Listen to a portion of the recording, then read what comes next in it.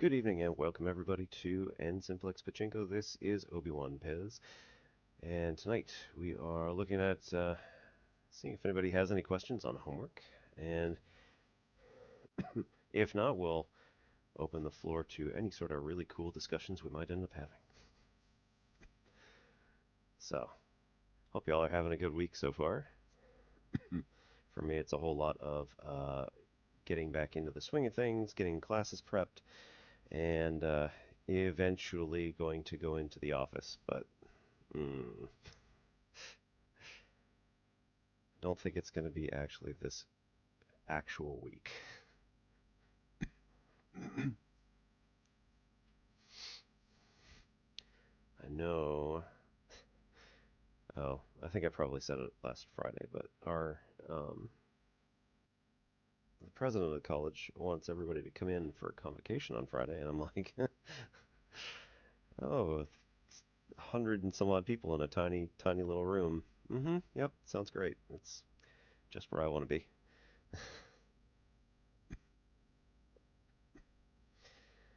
Uh,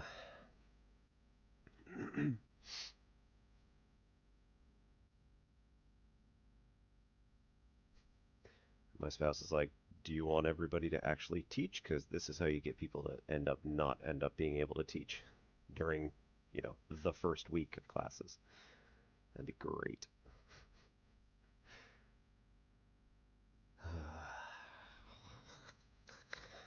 But at any rate, we're doing fine. We'll be okay. Just don't want to think about it right at this exact moment in time.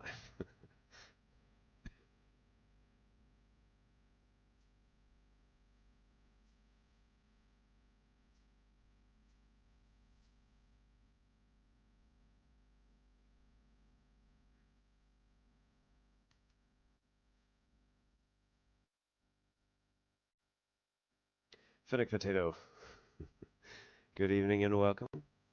Yes, thank you very much. I think math is pretty awesome too. I guess technically I wasn't supposed to say thank you there, but thanks for coming.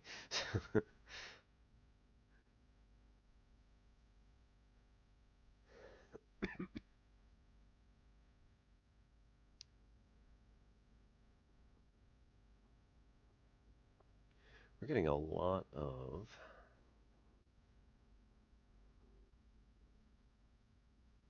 14,000 some number of hundreds 44 in the little mandala that we got going here, or numbers really close to it, maybe not always 44.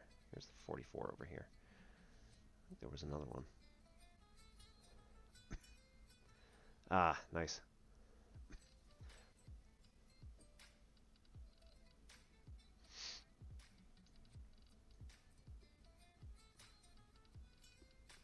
Is that developing the idea using calculus, if I remember correctly? Or am I misremembering?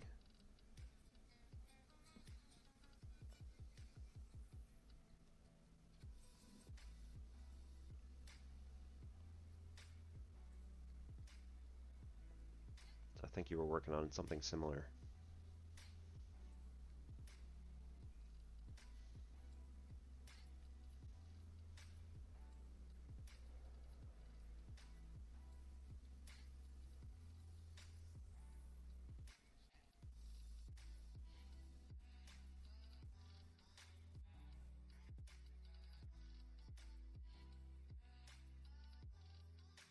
Geometry. Oh, okay.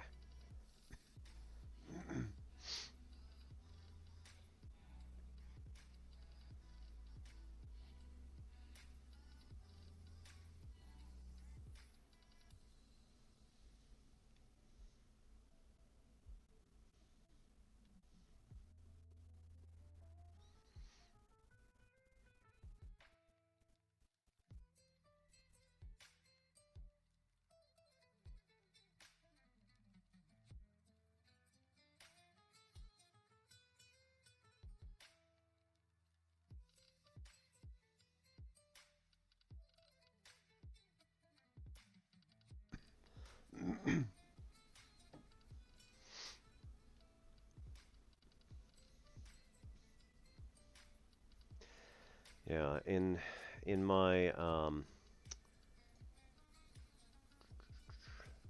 in my geometry class that I had taught at one point, we had uh, we had cones, and then we had cylinders of exactly the same height and radius, and we ended up um, filling the cone with water, and again showing that the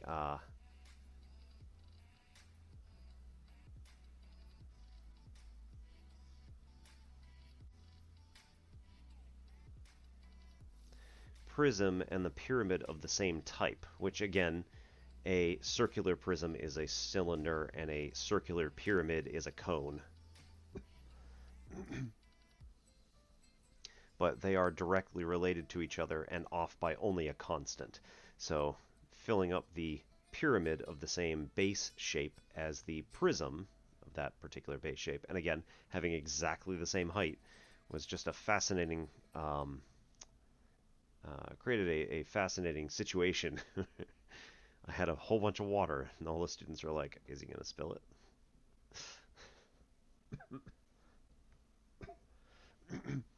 So yeah, this is generalizable to any prism pyramid pair. Um, but if you were to go this way, I don't know if you know this just offhand. I don't know if I want to ruin the surprise, if it's something you're interested in, but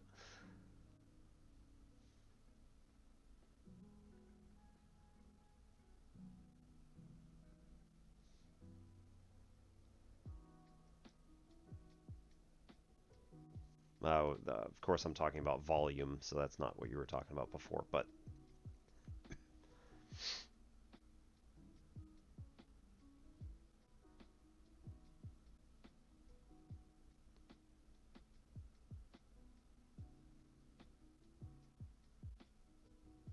mm.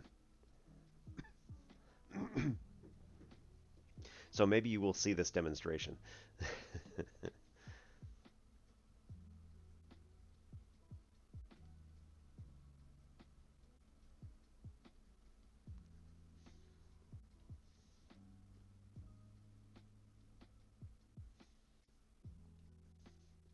So anyway, yeah, these are directly related to each other. So when you're doing the volume of one versus the other, you only have to multiply by a constant in order to get the other one. Um, so Beyond Taco, yes, absolutely can do some algebra. So go ahead and pop your question in the chat, and we'll take a look. Now, keeping in mind, of course, I am going to probably change the numbers just a little bit, or to try to get you a different perspective on the topic in question that you're going to pull up. So, I am first and foremost a teacher rather than a tutor, but that's just me.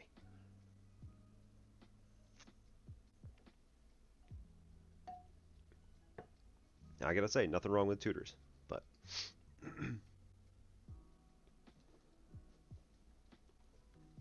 probably going to give you way more information.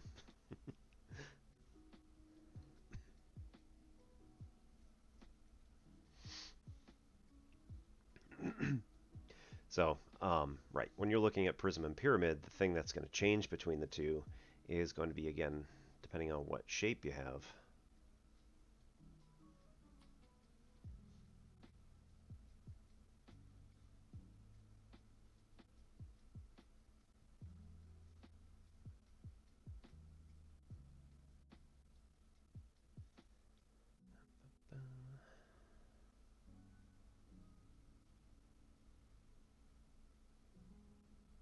That was a terrible mistake.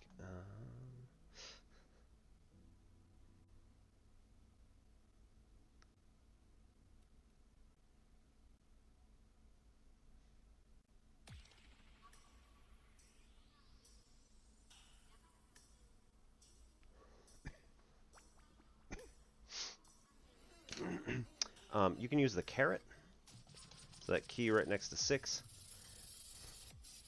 That lets you tell that person. Um,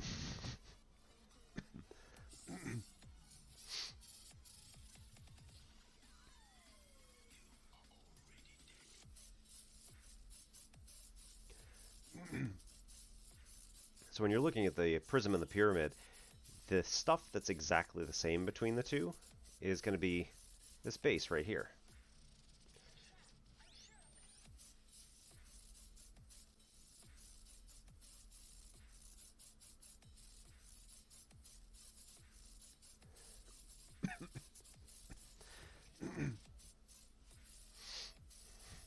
And if you're going to go for volume or indeed surface area, either one then is going to involve the area of the base, whatever it's going to be. So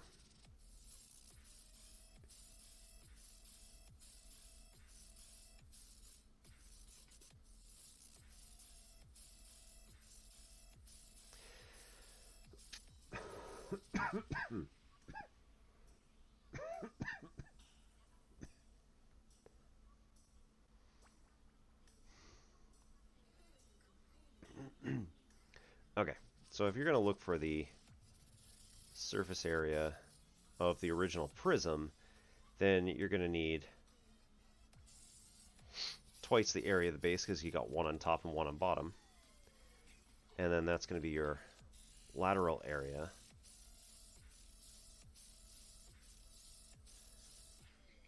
Surface area of your pyramid. It's going to be equal to, well, there's only one of those. So the area of the base once plus your lateral area. Now the lateral area in terms of your pyramids are again going to be fairly simple, comparatively speaking.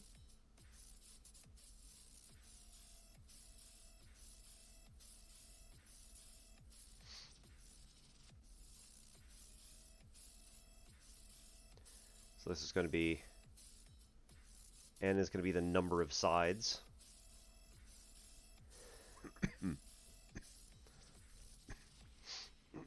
And then you're going to have the side length. And then you're going to have your height.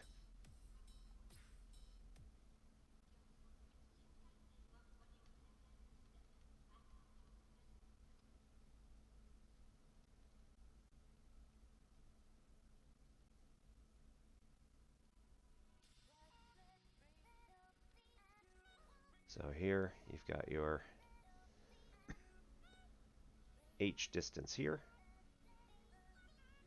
You've got your n is just telling you what shape this is. So that's, we call that an n-gon.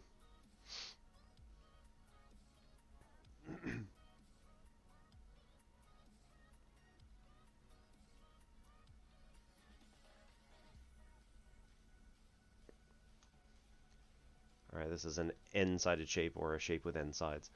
And then you've got your side length, s, which is going to be all of these here. Now in this particular case, right, yes, it's a 6-gon, or it's a hexagon, right? Hence why we call it that. But again, this generalizes. So you don't have to do this for hexagons. You could have this be anything you want. So you've got a 52-sided shape that's on the top of your pyramid or on top of your prism. Okay, you follow the same rules. So you're still going to find twice the area of the base, and then you're going to add, here's going to be your 52 for a number of sides times the side length. Each one is, I don't know, a unit of 1 or something like that, whatever it might be. And then your height is like, 100. I don't know, throwing stuff out. As long as you can find the area of the base, yeah, you're in pretty good shape. Finding the area of that internal shape there might be a little tricky. Easiest way, especially if this is a regular, if this is a regular polygon, so this is a regular prism, then it's just going to be, okay, put a point in the center and then draw a bunch of triangles to it from all the sides. All right, when you do that, in this case, they're equilateral, so that makes it nice. In the case of a 52-gon, they're not going to be equilateral. way too steep.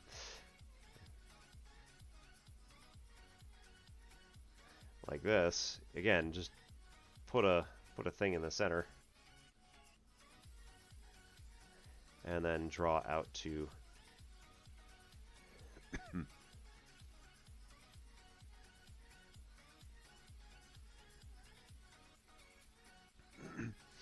okay, and then like this. Now you've got a nice, easy way to figure out how to get the area of this triangle. The height of it is going to be with an altitude drawn to it, to the opposite side, and then that is going to be the distance that matters in this particular case. And here, you'd have to draw it like across. Or in this case, you could draw it directly across like this. It makes it nice and easy, especially when there's an even number of sides. It goes straight across the middle. So now you've got, you know, twice the side length is the distance all the way across, and then you know what these sides are here, so then you can find what the middle is. So it's not too bad. It's okay. Sure thing, Taco. It's funny, I know somebody else who goes by the handle Taco. Although, yeah. We play Valheim together.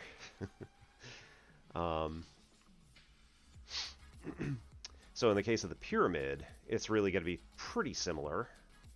Again, the area of the base is going to be the same as what you found over here. Again, provided that the bases are the same thing.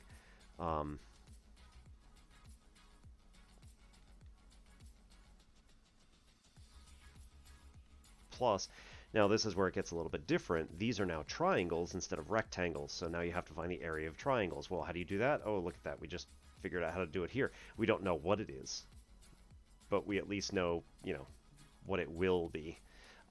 So this distance here is often given that cursive L for like the length along the side of the pyramid. And then you've got to figure out what the length is from the middle of the pyramid out to the point. Or, you know, from the middle of any one side out to the point. You know what it is from the corners, but you don't know what it is from the middle of the thing. Okay, so then here, going to be a super long triangle like that. We got here dotted line. Yeah, slant length. Thank you. I never remember the terms.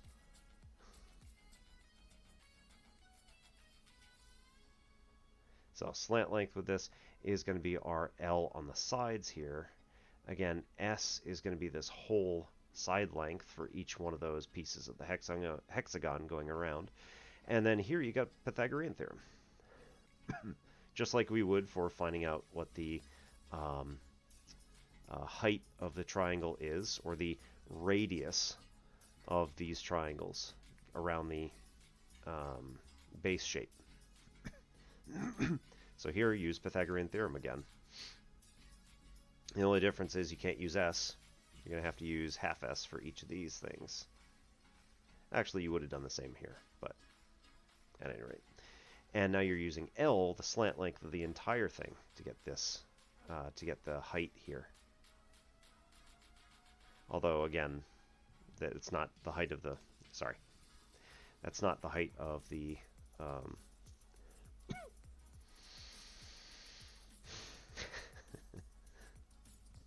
that is not the height of the cone. There we go. Or pyramid, in whichever case you're doing.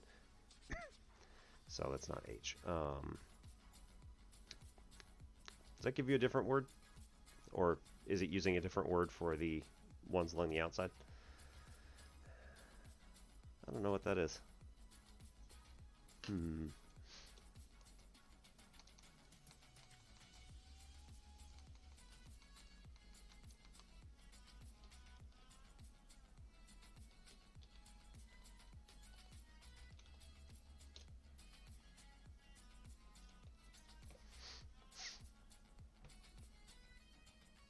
Slant height. I knew it eventually. It's just a matter of... Oh, no. Okay, nope. I got it backwards. Okay, real close, but... Okay, so this is not the slant length. This thing that I was talking about on the inside here is actually the slant length.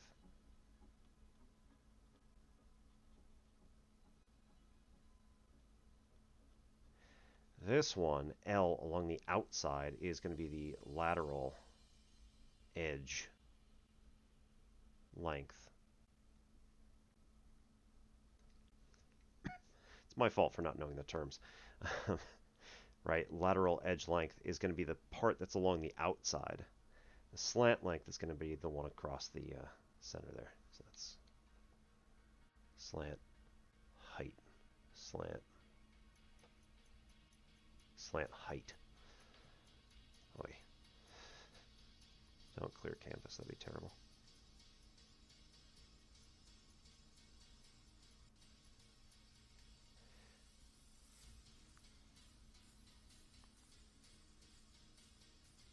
Okay.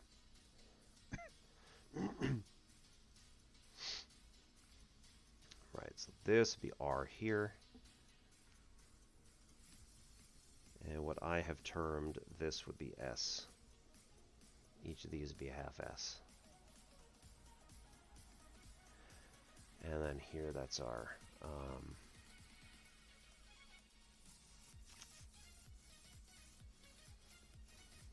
that one's not listed. Okay, cool.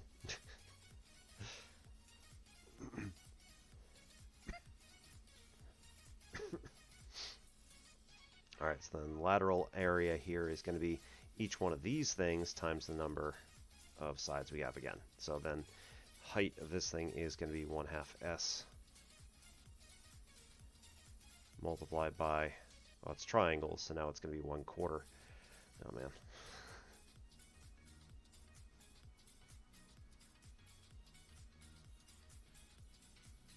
Half of a half S times the slant height, which will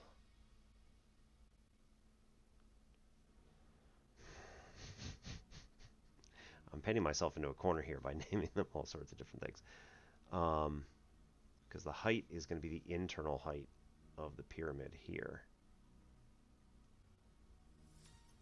Okay, that's H, which we're not using here, but is an alternate way to find the slant height.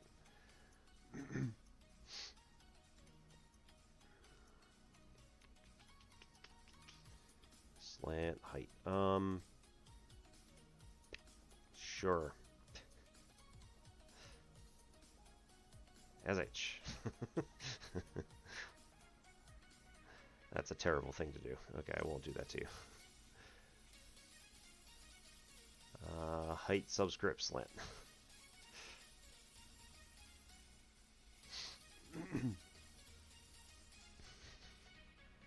Again, probably a terrible thing, but nonetheless, it'll work for this.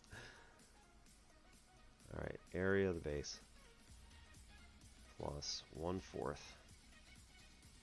NS slant height.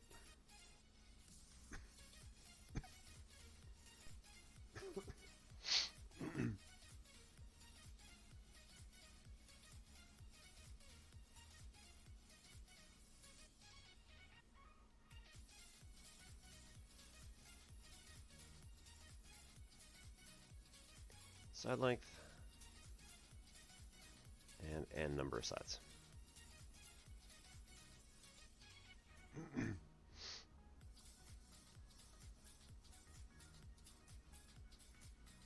Right, however you want to look at it. So that all works. Okay, so let's put that up there for now.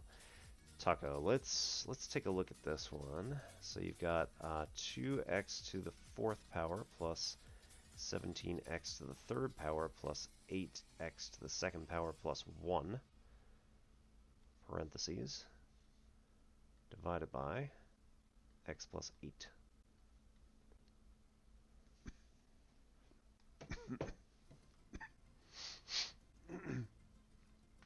Okay.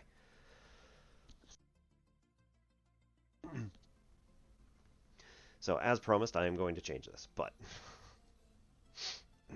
the process is, of course, going to be roughly the same. So there are two different ways to do this. One I do not recommend whatsoever in any way, shape, or form. So we won't do that one. So basically, I will discuss the first step of how to do that one, and you will find that it is much harder, and therefore you probably don't want to do it. I sometimes will still do it occasionally, if it's just something that I need to knock out real quick. Once you get the hang of it, it's actually probably a bit faster. It is definitely more space saving compared to the original like polynomial long division, which I am going to do first. So the first step here would be to say, of these first two terms, how can I factor out an x, or how can I get x plus 8 in this stuff? How can I factor that out? Well, the first step would be looking at the 2 and saying, okay, I've got a 2 here, I've got a 1 here. So clearly that 2 needs to go.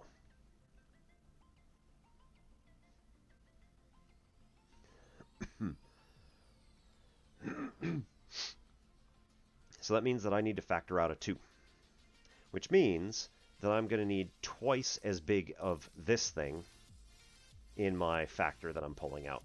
So of the 17 x cubes, we need 16 of them to match this 8 that's getting doubled. So this would be plus 16x cubed plus another x cubed. All right, and then the rest of the stuff, I'm just going to put dots here because we're not going to go any further than this. Then here, in these first two terms, you can factor out x plus 8. And in order to do that, you do greatest common factor. So what is the greatest common factor between these two terms? It's going to be 2. And then there are 3 x's that are being multiplied together, so x cubed. It's basically just reversing the process of distribution, so multiplication of all that stuff. And then you have a plus x cubed left over. This is your remainder for the first term. Then for the next term, we have a plus 8x squared. So how do we do this? Again, we lean on this thing and say, okay, x, 1x, 1x. Cool, we can do that. So then we have to factor out x plus 8. How are we going to do that with this stuff? Well, lucky for us, we don't have to change this term at all. It's just going to be x squared times that stuff. Now, I don't particularly like this method because it's really sloppy, it's really messy, it leaves a whole bunch of stuff behind, and if you're wrong on one step, you're going to be wrong the whole rest of the time. Like, if I'd forgotten the x cubed here, it would have been a real mess. Okay, so instead of doing that, what we're going to do is do something like x minus 4 divided into 5x to the, well, let's keep it the same order. So 5x to the 4th plus 7x cubed minus 12x squared plus 3x plus 5. Right, now I'm making this up, so it's probably going to be horrible. In here, basically you're going to do the same thing as what you did back in the days when you were doing just simple division by numbers. So like 787, I don't know, make that up. So we're going to divide 8 into 787. What are we going to do? Well, we're going to look at the first terms. So can 8 divide into 700 nicely? Yeah, but it's kind of hard. So can 8 divide into 780 nicely? No, but it can get close. And 778, if we just concentrate on that bit, or 780, is then going to be 9 times 8, or rather 90 times 8. 90 times 8 is, again, 720. We leave this bit off. Now, you could add it in if you felt like it. And in fact, I think this is how my daughter is learning this. So we're saying that, okay, 787, the closest you can just get right off hand is going to be 90 times. Right? So I know 90 is going to be a nice number to pull out.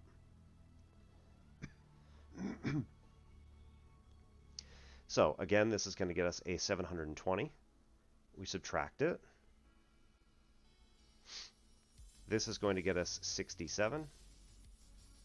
Well, I know that 8 times 8 is going to get 64, which leaves 3 left over, and you can't divide 8 into 3 anymore. So then you add up everything that's here. And this is going to end up with a value of 98. So here we're kind of doing the same thing. Again, polynomial long division, I apologize, it's going to be a little bit long, but it is directly related to the multiplication to the numerical division over there. I can't point correctly. It's difficult. So we look at this division here and you say, okay, let's just look at the way we did it at first. You say, okay, what number can we get rid of easily? We can get rid of 5x to the fourth easily because it's just this dangling term on the front. How do we get rid of it?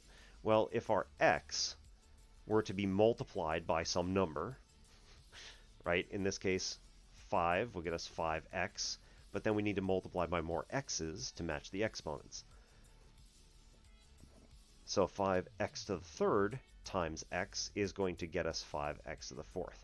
It is engineered this way, right? We want this to cancel out that number. I hate saying cancel out, I'm sorry. We want this to subtract out this particular number entirely so that we don't have to do any more x to the third terms. So that this is it. Then the negative 4 is along for the ride. You say that 5x to the third times this whole quantity, x minus 4, ends up getting us a 5x to the fourth minus 20x cubed. Okay, once we've done that, then we say, okay, we need to subtract, just like we did here, to figure out what the remainder is. Now, what is division? Division is repeated subtraction.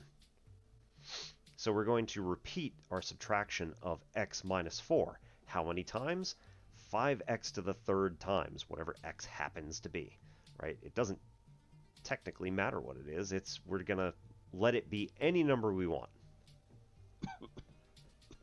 And based on that, the relationship that has to exist between these numbers is that if we subtract off if we subtract off x minus 4, 5x cubed times, then we're going to subtract off 5x to the fourth minus 20x cubed. When we subtract it, this is going to subtract each of these terms. So 5x to the fourth minus 5x to the fourth is just going to be 0. Again, engineered this way to get rid of that term. Then what happens here? Well, again, this was along for the ride. So this is a 7x cubed minus negative 20x cubed. So now this is going to add 20x cubed to our remainder, which is then going to become the first term of the now reduced polynomial. So now 27x cubed minus 12x squared plus 3x plus 5. But I don't want to write all that. That's just a pain. So what do I have to write? Well, I have two terms here which are going to be subtracted every turn, every time we go down one. So here, let's bring down the next term. So this is a minus 12x squared. Again, you could bring this down and bring this down, but we're not going to because we're going to do that later. So when we do this, we concentrate on the first term again because we want to get rid of this one term. Everything else can be along for the ride. So this one term right here, 27x cubed. How many times do we need to subtract x minus 4 from 27x cubed in order to get a 0? Well, just like before, this x here is just going to basically just divide into here, right? What number do we need to multiply by x to get this number 27x cubed? It's 27, sorry. It's 27x squared. And since the signs are the same, stays the same, we need it to be positive. That's going to come in handy later. At least I think. Yeah, it should. Okay, so now we take 27x cubed, we multiply it by x minus 4 to get the next thing that we're subtracting off, which again is 27x cubed, and then a minus 4 times 27 is going to be 108, yeah, and it's a negative 108x squared on the inside of the parentheses. Again, we're subtracting, so this is going to get us a 0. This is going to get us a positive 108 minus 12, which is now going to get us a positive 96x squared. Bring down 3 plus 3x. All right, and then we repeat the process again. Hence why it's called an algorithm, because we are repeating the same series of steps over and over again until we find a stopping point. All right, so then here, how do we get a 96x squared? We need to multiply x by a positive 96x. When we do that, again, we get 96x squared by design. And we get a negative. This is...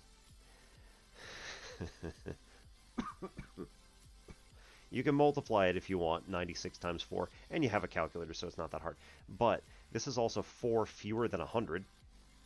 So if I multiply that by 4, the hundreds get quadrupled. So we got 400 to start. Then we need to subtract off 4 for every 4 that we had. So subtract off 16, it's going to be 384. 384x. And again, this is being subtracted. When we subtract these, this is going to become a positive 384 plus 3 is going to be 387x plus 5. And notice again that at this point, I just skipped the fact that this is going to be a 0. Okay, and then we go one more, so this has to be a 387 in order to multiply that up correctly. Told you it was going to be nasty. All right, this is going to be, oh man, multiply by 4. All right, I know it's not that bad, but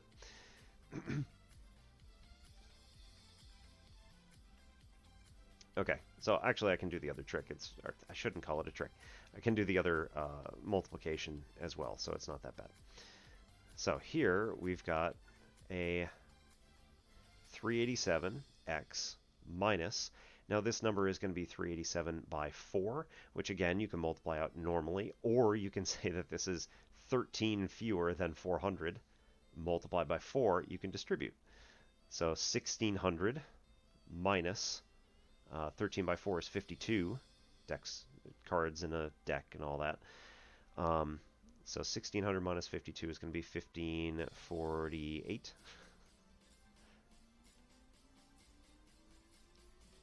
I'm not the strongest mental mathematician, but by simplifying a bunch of this stuff, it becomes super easy. Usually. Okay, so then we add again, negative, negative, we get a 0 here, and we get a positive 1553.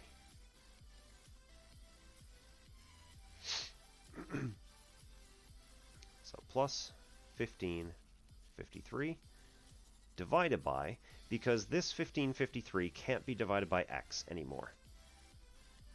We say, okay, that's going to be divided by x minus 4. And now this is the whole quotient. Now you can literally do it the exact same way up above with your actual example. Some interesting things about this. What I'd like you to do is take the original polynomial, which oftentimes we call this p of x, is 5x to the fourth plus 7x cubed minus 12x squared plus 3x plus 5. Speak of the devil.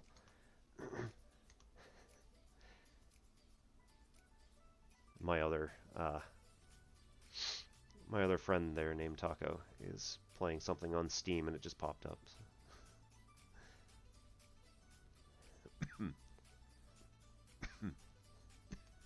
Okay. So with this, something interesting happens if you try and plug in 4 in for p, or in for x. So if you were to make this 5 times 4 to the fourth plus 7 times 4 to the third minus 12 times 4 squared plus 3 times 4 plus 5. Try this in your calculator if you have a free second here, and tell me what you get for your answer and where else you see that. Yes, so you can just do the exact same thing to yours up top. There is a slightly faster method, which I would like to explain, even if you can't technically use it yet. I'm not sure how your teacher wants you to do it, but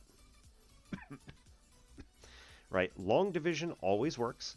You can kind of see, though, that it takes up a lot that way. It takes up a lot of that way. Takes up a lot of space. And if you have a larger polynomial, naturally, this takes many more lines to get all the way down, and it takes up just a huge amount of space on your paper. So, somebody figured out a faster way to do all this because, first of all, do we really need to keep writing these terms over and over again, which just end up subtracting to 0? Why, right? Why bother? So if these are all 0, why not just leave them out, right? And that was kind of what I was getting to as we were getting lower here. I didn't even put a 0. I could have just left this space blank because we know what it's going to be. It's just basically a placeholder. Then, the interesting stuff is what we get for our quotient up top and what we get for our remainders going all the way down. So our 27 here, 96, 387, and 1553. All those values are the important things. We don't really care so much about, the 5 and the 7 and the 12 and the 3 and the 5, as long as we use them along the way. What does it matter whether or not we write them all over again? And the next thing someone said is, well, look, I want to find out what happens at this particular point. This is a point. And we're saying that x minus 4, technically, is going to be divided. So we don't want it to be 0. So this means that we don't want x to be 4 in this particular case. So then somebody said, well, look, if we're doing this whole 4 thing, note that we're going to have to multiply by 5. Yes. Right? Which is what?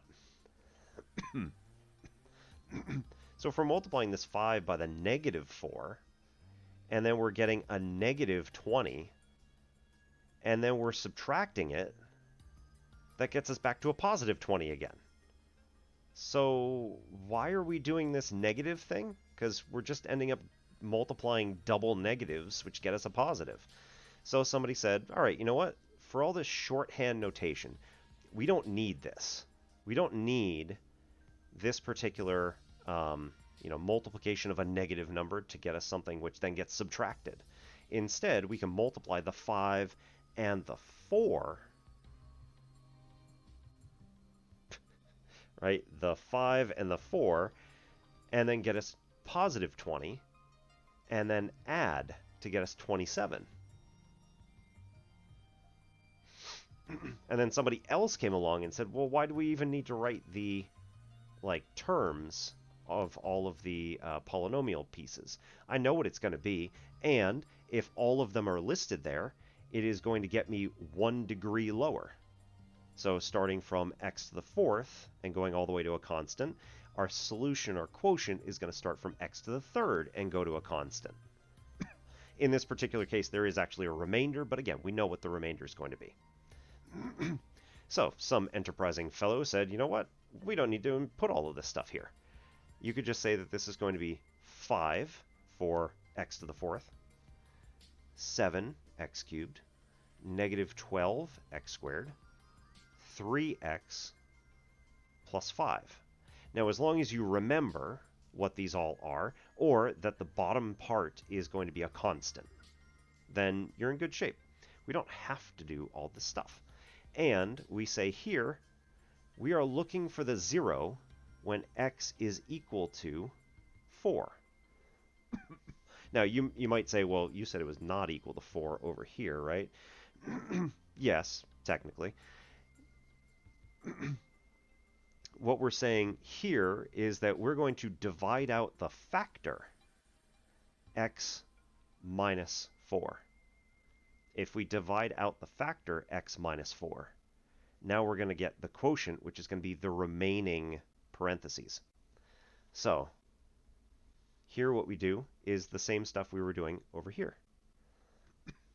We say that, first of all, this 5 is going to end up showing itself in the quotient, right? Because that one was 2. So we are going to add down. Then we are going to multiply up. And what are we going to multiply by? We're going to multiply by this 4 that is here, the 0 that we are looking for.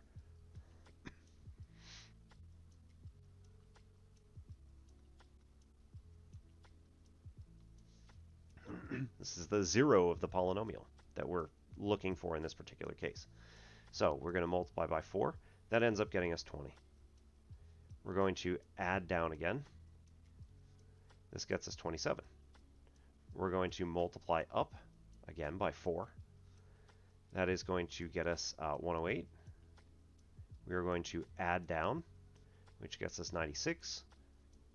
Multiply by 4 up. 384. Yep. Going to add down again, which gets us 387. We're going to multiply by 4. Oops. Multiply by 4 coming back up again,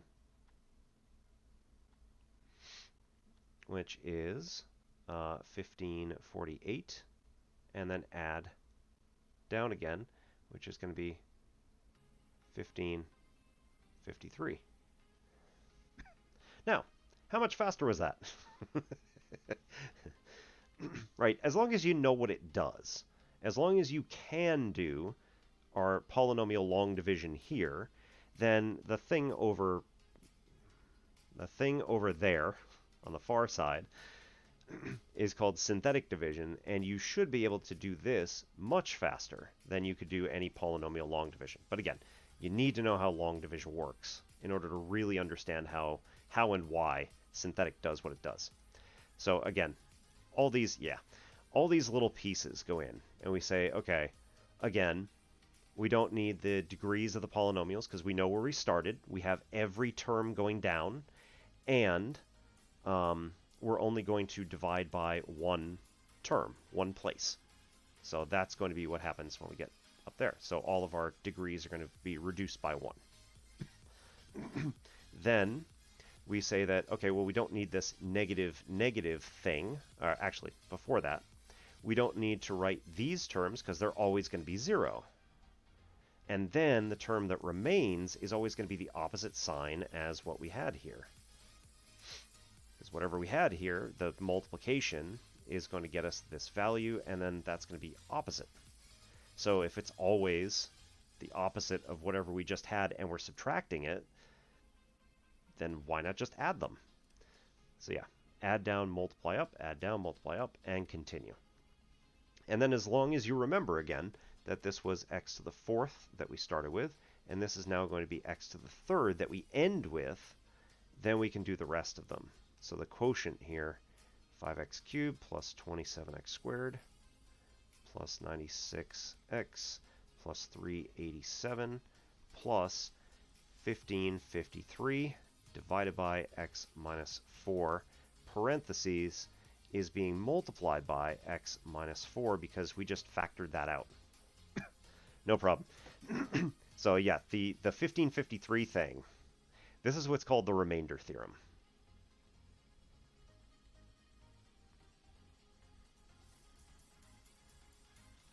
So you don't need to know the name of it, like, ever, usually, but you know, the remainder of that division is going to get you the exact value that you had when you plug this number, x minus a, into the division. So p of x divided by x minus a is going to be equal to some quotient of x plus the remainder, which is going to be r over x minus a. And then here, r is equal to p at a. Oops. I'm doing all right. Which is also why, and this is really cool, this is why zeros work. If you want to know where the function is equal to 0, that's where the remainder is 0. That's where it divides in evenly. That's why we do this whole factorization thing. Where are we able to factor stuff out until we have a 0 in this last place? Now, I very much doubt that this particular one has nice real zeros, so we'll just let that go. But at any rate, that's what we got. So be on taco. Have a good night. If you have any more questions, feel free to drop them in chat. And yeah, I'll be here for at least another hour, I'm sure.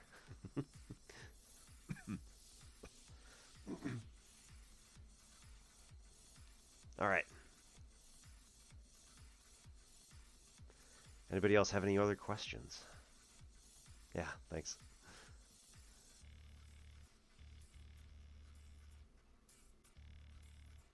Megalomorph.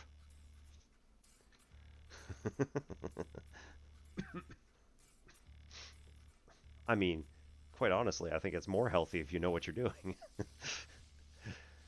doing. Saves peace of mind. I mean, were you here for what I did earlier? This is like 9 times out of 10, this is what I do in my Calc 2 class. Because it's just like, hey, let's, okay. 9 times out of 10, this is what I do in my Calc 2 class. Like, okay, let's factor out the little pieces we need and shunt the rest of it off to the next term. And they're like, hey, wait a minute, that's a long division. I'm like, yes, yes it is.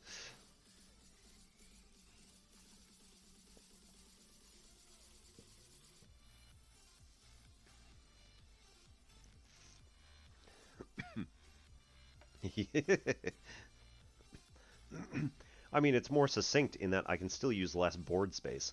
You just have to think harder. Which, of course... Oh, they love me for that, I'm sure.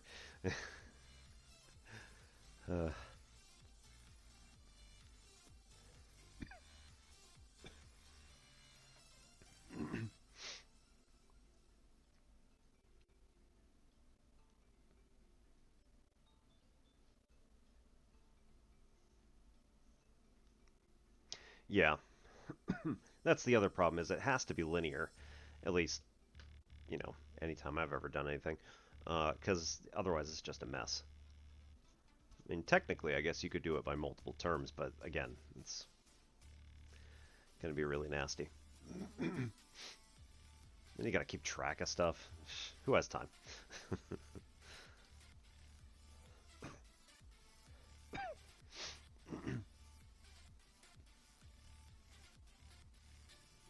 Ah. Okay, yeah. So So yeah, Beyond Taco, if you're happen to still be here, if I wanted to take the thing that I had here, we could extend this and say, let's do x squared minus 4x minus 2. I don't know. Let's just make something up.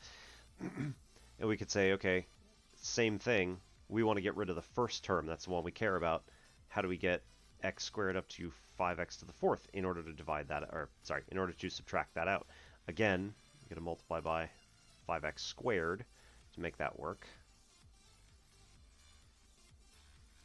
We're going to subtract it off, but now it's going to be 3 terms long. So the second one is going to be a negative 20. Yeah, I literally did the same thing. Negative 20x cubed, and then a minus 10x squared, and then when we subtract all of that off, we get, again, a 0, of course. Here, this is going to be a positive 27, again, x cubed, and then a, this is going to be a minus 2 x squared. And then we bring down the next term, plus 3x. All right, this is going to be a positive 27x cubed. Going to multiply here and subtract the term. This is going to, again, be a 27x cubed minus a 108 x squared. Now, this time you'll notice that the second term is different because it's not going to be compared to the 12 anymore, which we brought down last time.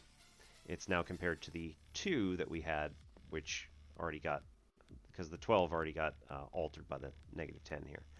Okay, and then the last term is a negative 54x. And again, subtraction, so that's a 0. This is going to be a positive 108 minus 2 is going to be a 106x squared. And this is going to be a positive 54 plus 3 is a positive 57x plus 5 from bringing down. And again, this is going to be a positive 106, so 106x squared. 106 times 4 is going to be a 424 in the negative direction, x. And 106 times 2 is going to be a negative 212. Again, subtraction, 0.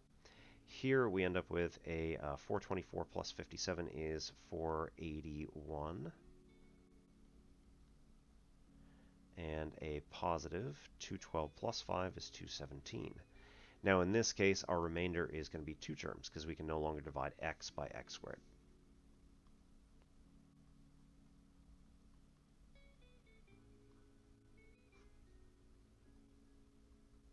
And it still has yet to be divided by this thing. So that's why it goes in the denominator. Alrighty.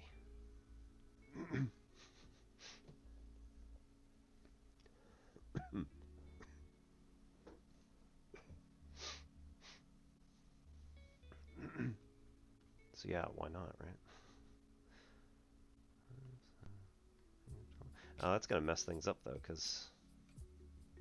no, I mean, it's still off by the same... We're still adding. No, never mind. It's technically, you have to know what the...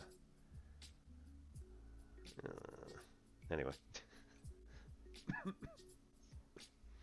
Yeah, you're going to need something with... Because of the x, it's going to be altered. It's messed up. Alright, never mind.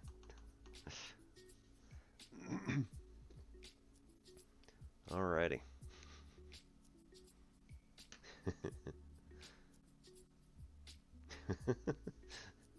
Infinite series.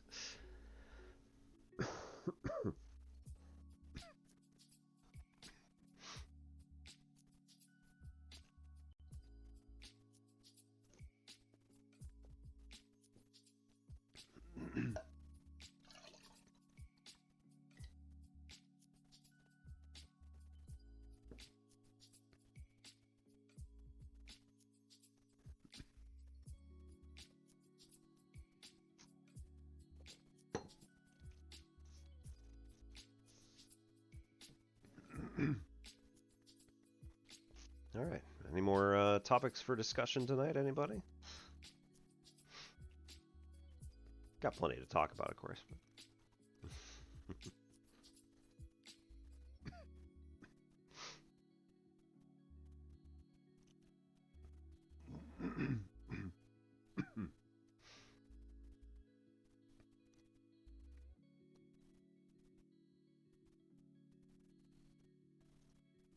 Duck out to my little mandala over here. The Taking Cup. Yes, it is a new semester. My classes don't actually start until Monday, but I am taken to understand that other people's have, so that's cool. Welcome to spring 2022.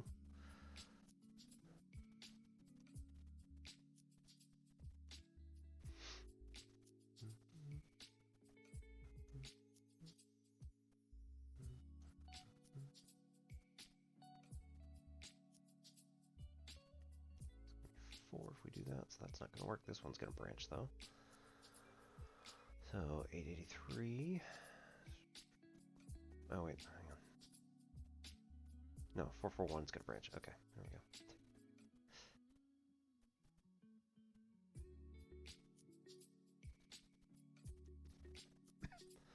there we go. It is a lovely emote. You had that one in Discord, right?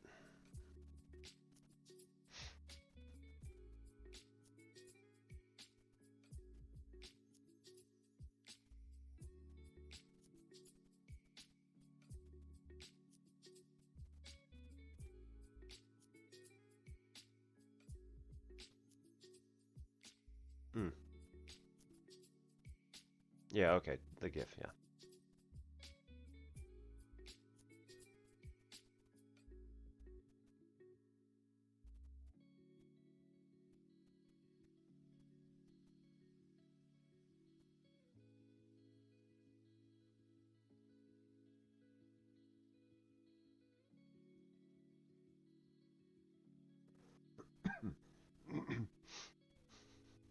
Yep. Awesome. What's the barrier for that one? Once you get affiliate, I guess.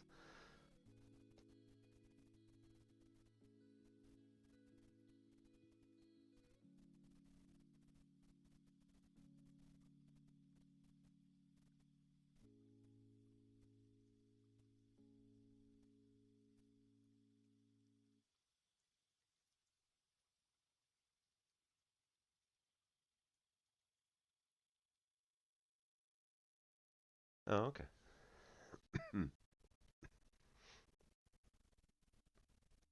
Well, that means I better start talking to my artist about getting...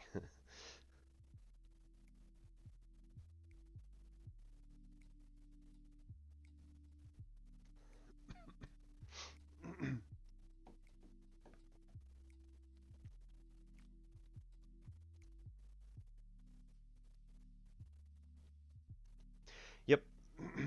I call it my mandala. It's like the, all the adult coloring books that are out there, doing the stained glass or whatever. This is more or less my, relaxation activity. I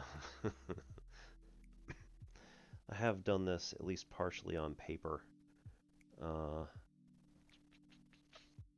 Out to like, I think I started doing like looking at certain branches and then just going out to like a million. This doesn't have any information, right? Yeah, okay. So I started going out to like a million on every branch that I could, and most of them it was just go a long way. So I have fewer branches on here, but they go out much further than they do in this first wave that I've done. I'm keeping my first wave to, the first number past 10,000. And then once I get that on like all of them, then I'm going to start expanding some of them out further. Yeah. I mean, look, Now there have been plenty of people who have done out the coral, the three-dimensional coral representation. I love that thing. Um,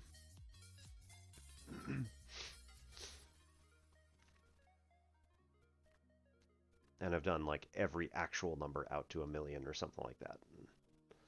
Yeah, this is just my feeble attempt at keeping me busy for the 5 minutes before stream or anytime I'm waiting for a question to come in or. And it's a good conversation starter for people who don't think that they can get into number theory.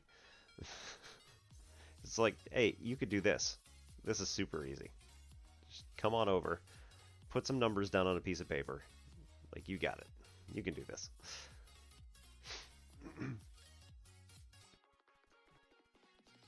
I have a lot of personal inadequacy, like feelings of inadequacy when it comes to like higher math because I never really got into a lot of the stuff that I probably should have taken because I wasn't a math major. I was a math education major.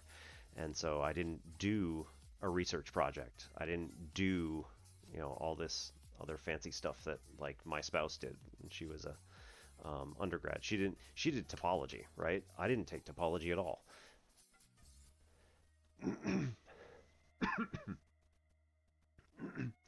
So, I mean, I did senior level linear algebra. But now abstract for us was a junior level class, probably the same for you. Now that I'm so we had junior year math education majors had abstract, and we had a separate math history and geometry for teachers class. So those two things were something that like only teachers could take, or only teaching majors could take. It was pretty much like only, I can't remember if it was only high school math or like everybody who was in math education in any way, shape, or form. But this was at New Hampshire in like 20 years ago, so.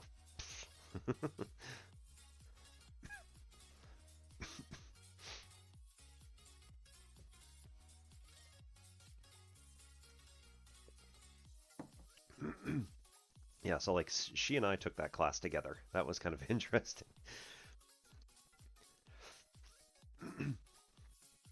That was after we started dating.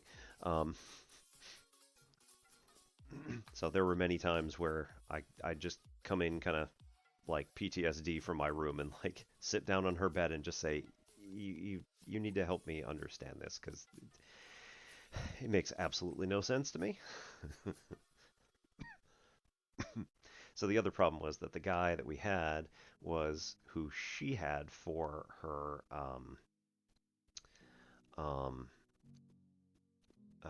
sophomore level linear algebra class. And so she knew all the parlance, right? Like all the little things, all the quirks that he as a teacher did in particular. This guy was somebody who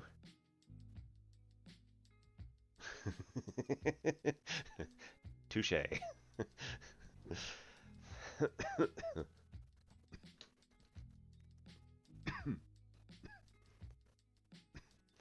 Yeah. So I done a history of me stream a little while ago. I just got talking with a couple of the people who were here, but when we met, it was like she came in during or I was there for an RA retreat. So I was one of the RAs in this hall, and she came in when she was a part of the hall administration. So she was student treasurer of the hall.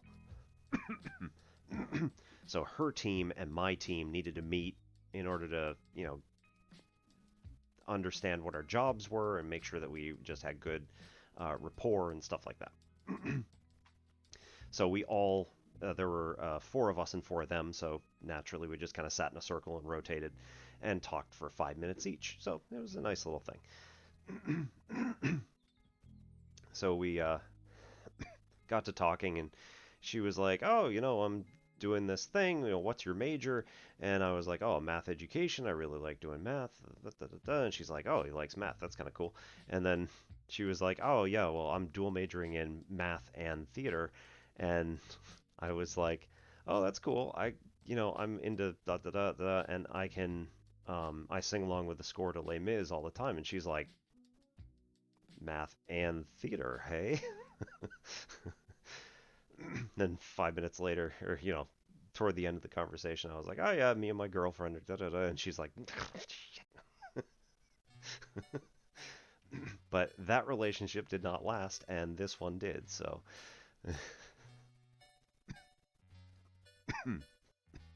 much, much, much happier with this choice.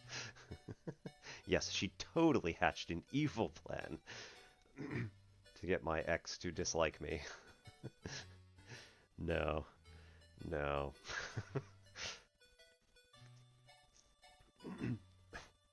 It was a long distance thing. It probably never would have worked. Just, yeah.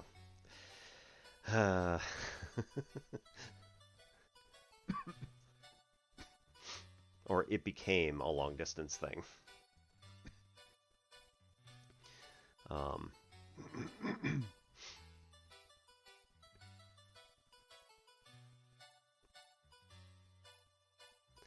yeah, so my ex was a year below me, and so we'd spent the entire year with her still in high school and me in the university, which I mean it's only 20 minutes away. It's not that far. And like I'd take the train down to our hometown so that she could see me on whatever, almost every weekend pretty much. Or she would come up and see me, but either way. But yeah, it just ended up not being a thing. She went to Boston University and did awesome, and uh, she, she had bigger plans than me. So I will say it's not her fault. I was a terrible like post teenage whatever. It's just like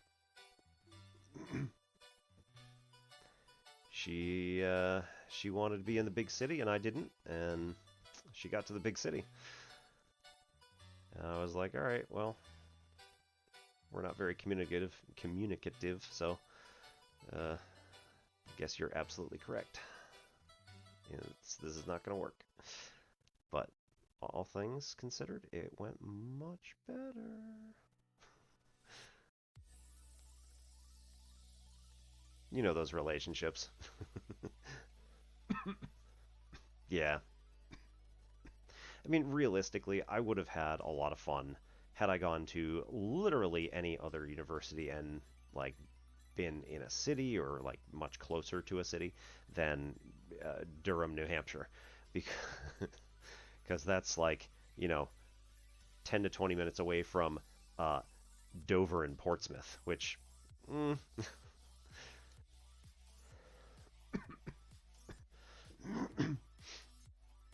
yeah, realistically, it probably should have ended earlier, and like my entire family was like, "Oh, thank God!" When I was like, "No, really?"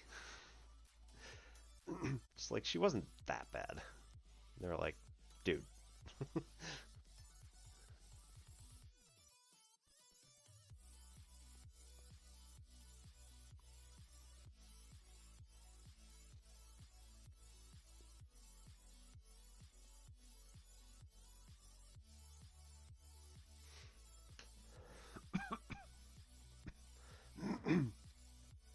I would have also had a lot of fun had I, done actual research opportunities or, gone out and done, REUs or any of that other stuff, But I was much more interested in not partying, I will say, but like, you know,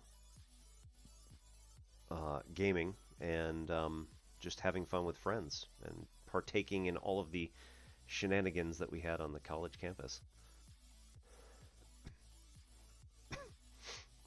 Yeah.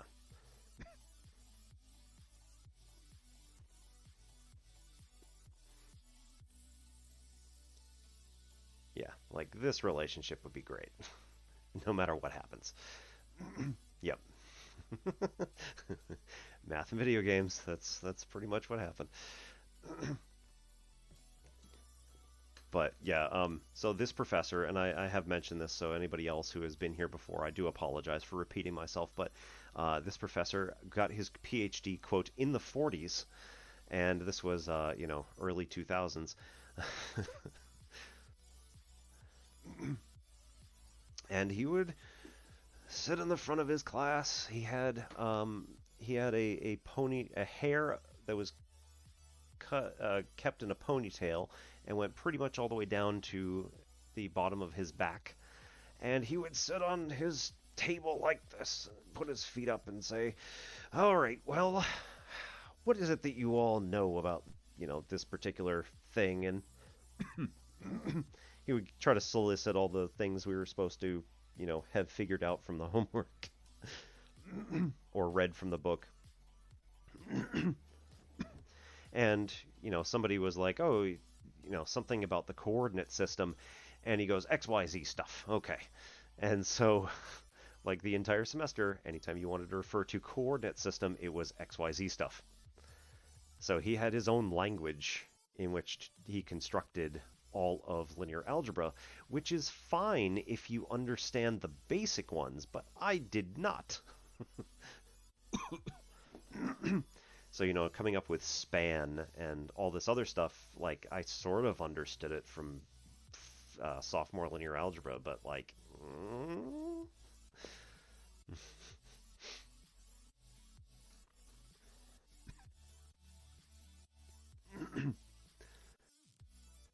it never quite worked out uh, the way I wanted it to, in terms of, like, being able to figure all this out and be like, yeah, I get it, really. It's just, no, not really. Oh, shoot. That was not what I wanted. That is not doubled. That one, we need to subtract 1 and divide by 3. Yeah, that was the senior linear algebra course, which my spouse had taken him in sophomore year and, like, understood all of the parlance that he used in class because, again, he created his own language for all of this stuff. And I'm like, I just don't get it. We got to the final, and it was a oral final. So you sit in his office and talk with him one-on-one about everything you learned in the semester. And I'm like, this is my worst nightmare.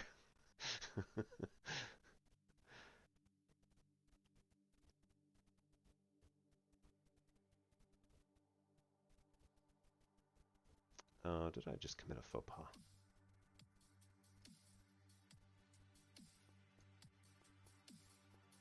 No, I'm good.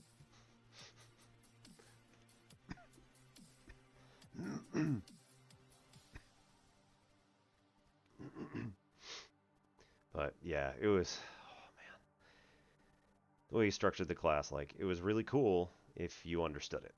And it was it was an absolute nightmare for me because I did not.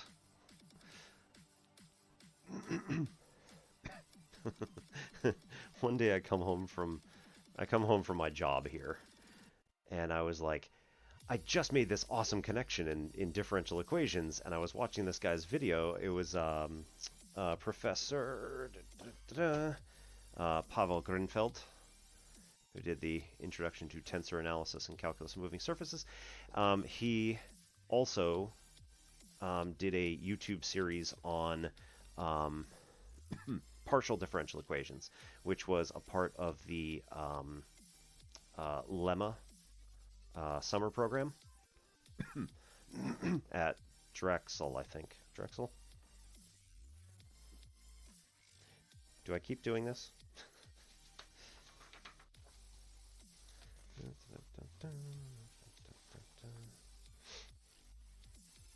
Yeah, Drexel. So I was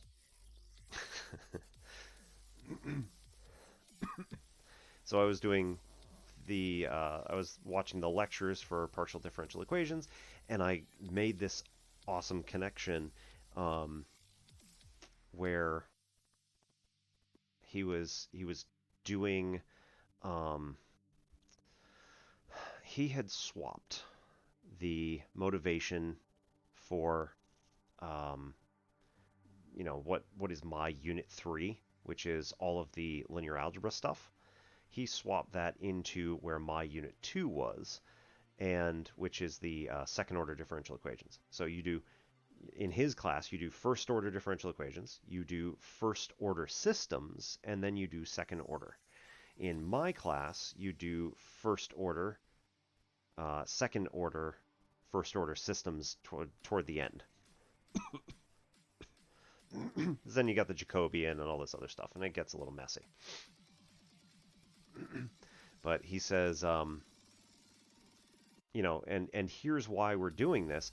And I made some sort of connection that I was just like, that is an amazing revelation. And I came home and I explained it to my spouse, and she was like, wasn't that the whole point behind like that class you took where you were taking linear algebra, multivariate calculus, and differential equations in the same course? I was like, yes. You just got that like almost 20 years after you took that class.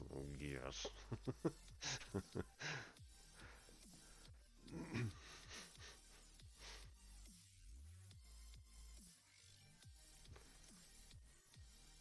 She picked up on it very quickly. Obviously.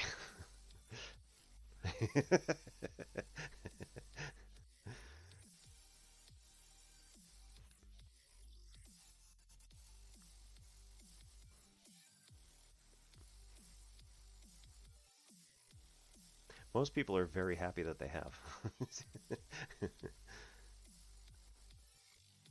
uh, man. Yeah.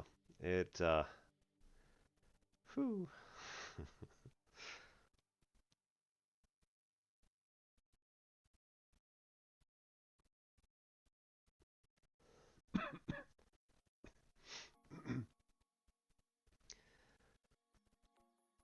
So she was one of the awesome valedictorian people in her class, and ended up at my state school. But she got a free ride, so we basically went 2 for 1 on our degrees.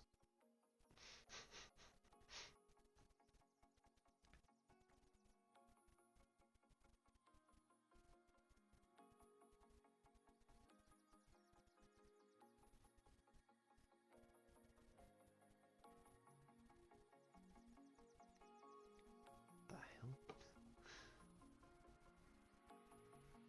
That's not right. Sheesh.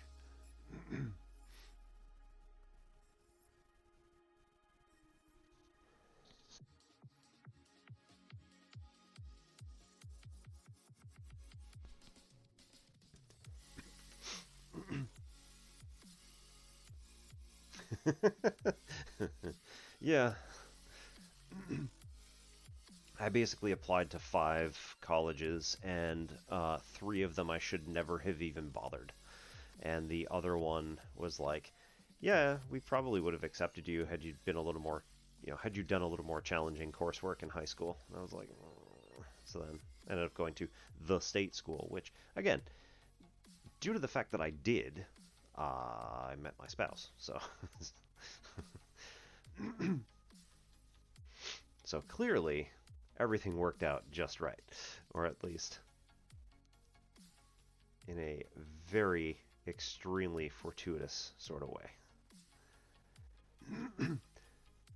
That was the other thing, is that I could have gone to Naval Academy and um, been a part of the nuclear program, because I took the nuclear entrance exam in my senior year of high school and scored a 48 out of 50. And the recruiter was just like, and I'm like, nope, I'm out. You're that enthusiastic about a 48 out of 50. I'm done. Like I've never seen a score that high, and I looked at my mom. I'm like,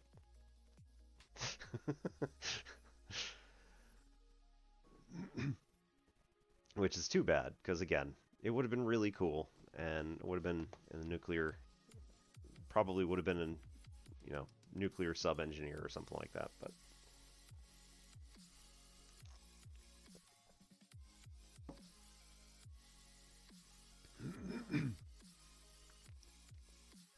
do you make that public knowledge where you go or where you went?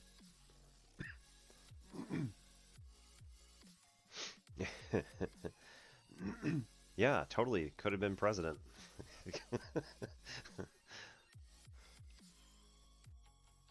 Could have, as if I were eligible for that much longer. Whew. Still MIT though.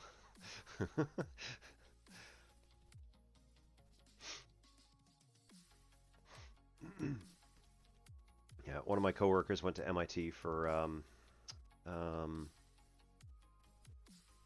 well, doctorate anyway, but I think he went for undergrad too. Oh yeah, yeah, he did. He went all the way with MIT. Um,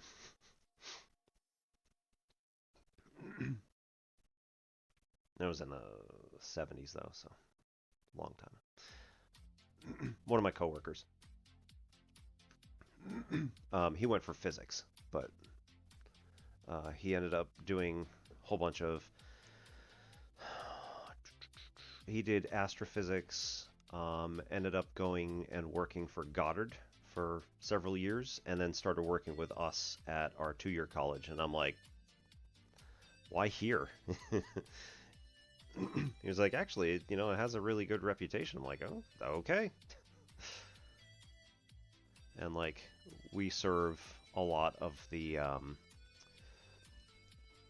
we serve a lot of undergrad students who like are going to get into the state school or whatever. And again, the state school around here, Mid-Atlantic, is yeah, pretty good.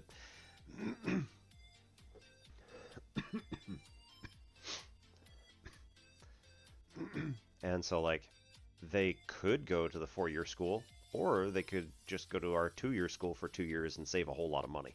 So a lot of the like really high level students decide to do that. So we get a very wide range of students here. I used to teach the well, we actually axed the course entirely, but I used to teach the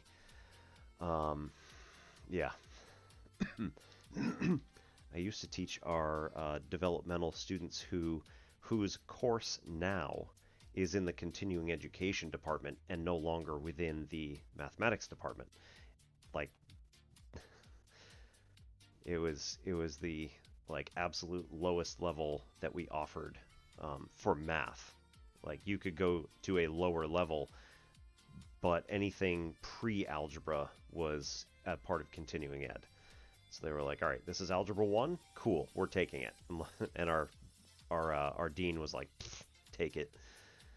You know how much of a pain it is for our teachers to teach that class. I'm like, "Ugh." Can't believe you actually said that. Oops.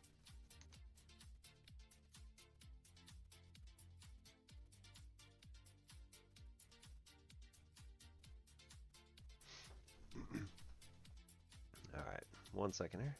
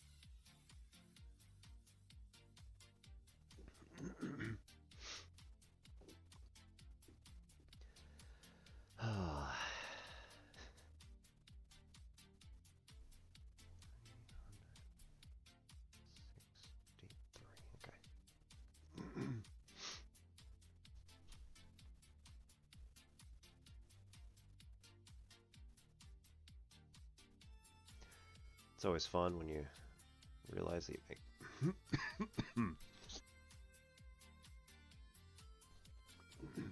It's always fun when you realize you make a mistake in this thing. I didn't, at least not yet, but I've definitely been called out by somebody who was like, yeah, no.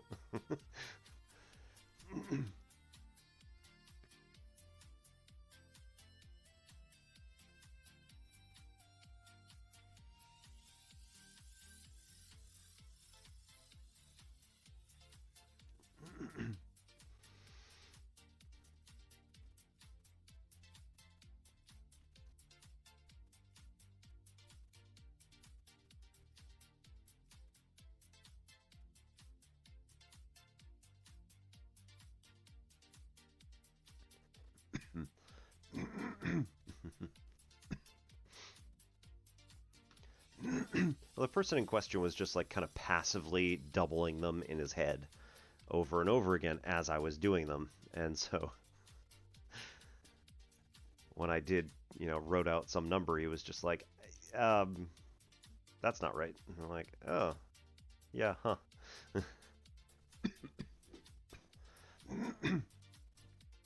At some point, I do actually want to, like, attempt to go through this tensor calculus book. Currently, I am on chapter 4, chain rule and tensor notation. And, I mean, realistically, I'm probably going to have to go back through most of the rest of the book again, because it's been 6 months since I've even taken a look at it. But yeah, tensor calc was my attempt at being like, I'm not too old to learn something new. I actually have mathematical skills. So far, it's been rough. First 3 chapters were mostly like review of old stuff and why do we need tensor notation and things like that. And I'm just like, oh, I feel like I'm being beaten down with a hammer.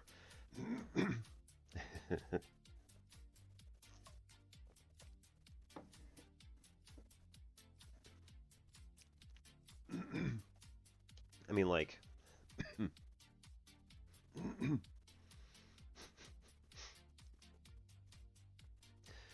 yeah.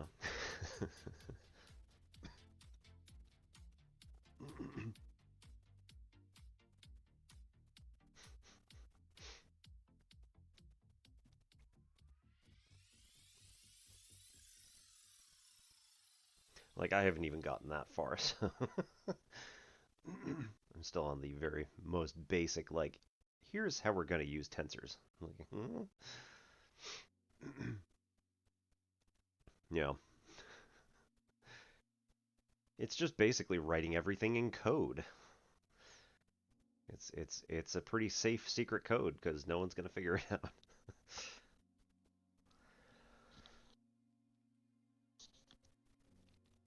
At least not for a very long time.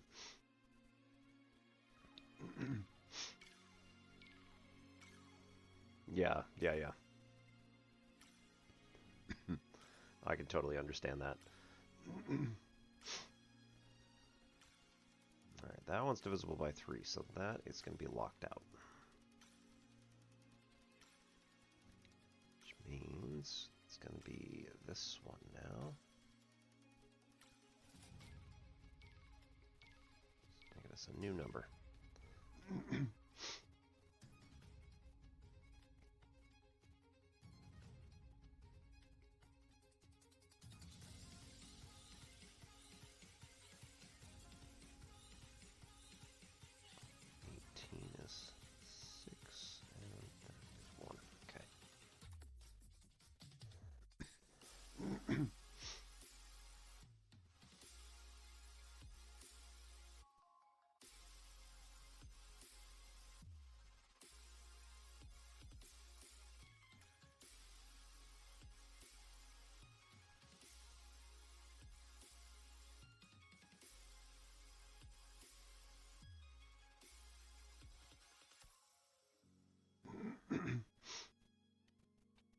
Yeah, I'm probably going to have to actually go through Professor Grenfeld's Tensor YouTube playlist at the same time as the book. Um, so far, I've been going through them kind of separately. I don't know how wise of a decision that is, but see how it goes.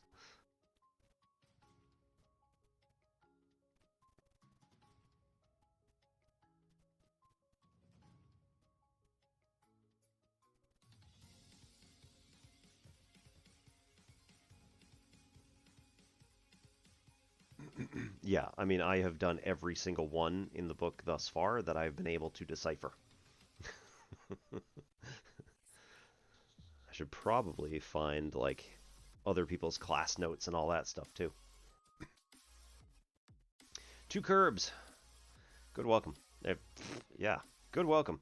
Um, welcome and good evening.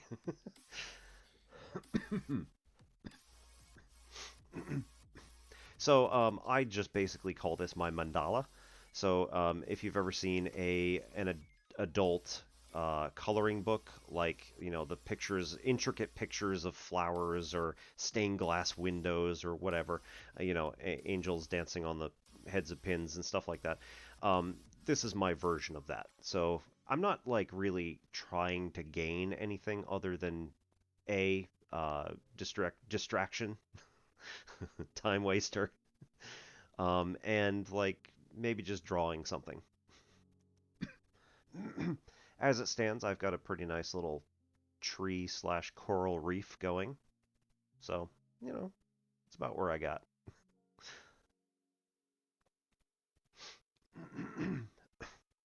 And thanks for popping in from Megalomorph's Discord channel, I'm guessing.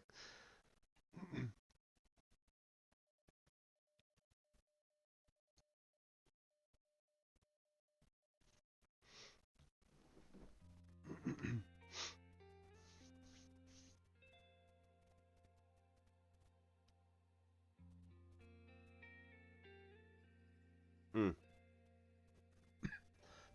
Yep, that's also fair.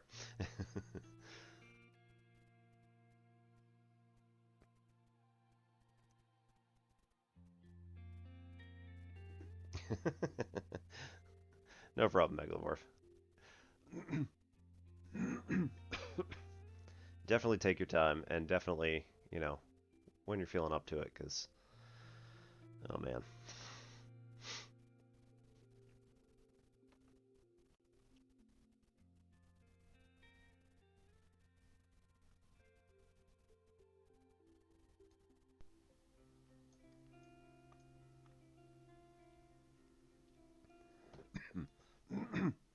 Oh, nice. Well, if you ever want to chat about it, you know where to find me. And hopefully we'll have some other people around as well, like Megalomorph or Superbrain off from Germany. Sorry if you're lurking. Um, and we got a few other people who are oftentimes in chat and actively participating in all sorts of conversations. So, we're a channel that is interested in talking through stuff. So.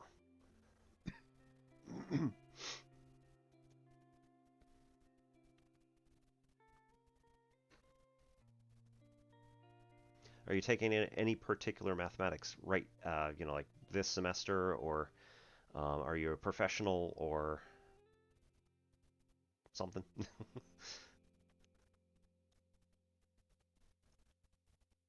Or casually interested, because that's always cool too.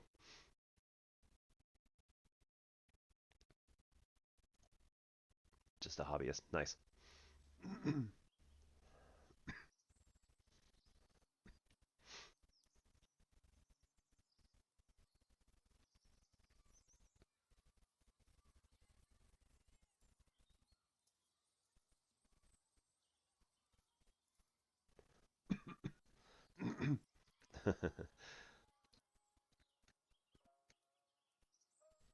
Okay, cool. Well, thank you, Megalomorph. Have some dinner. See you out there, and good luck.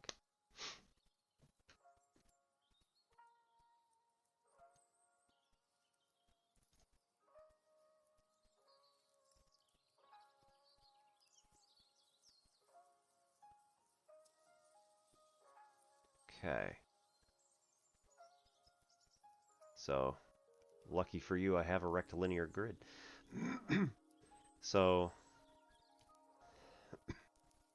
person's here. Well, okay. Moves to here.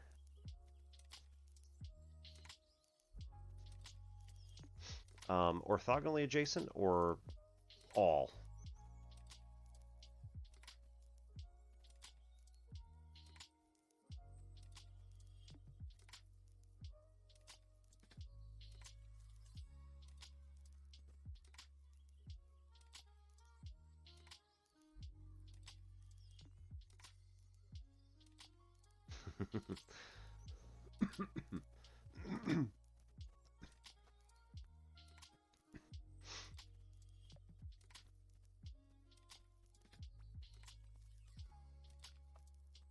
So if he moves,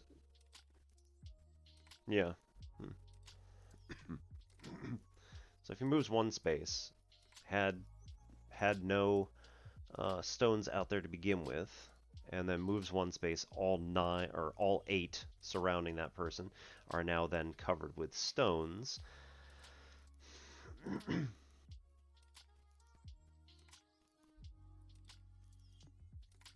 All right, without loss of generality, the next move doesn't matter.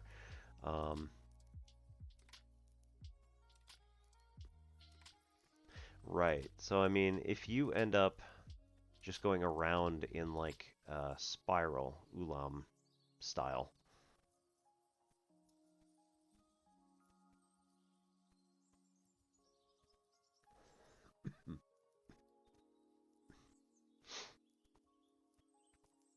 then what you're going to have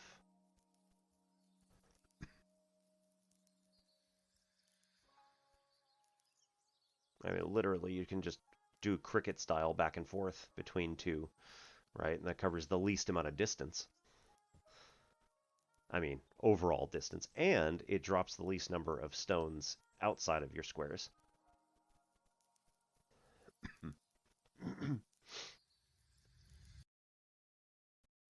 Oh, multiple.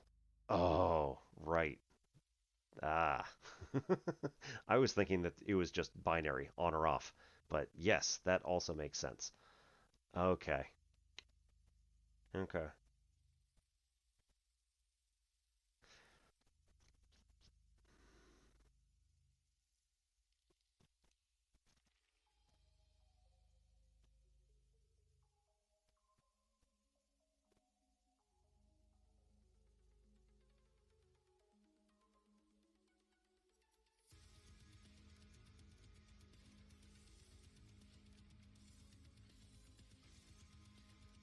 Okay, that could be even more interesting then.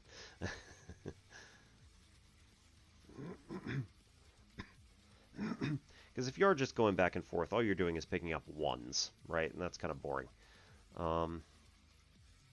Vampire Survivors. Haven't heard of that one.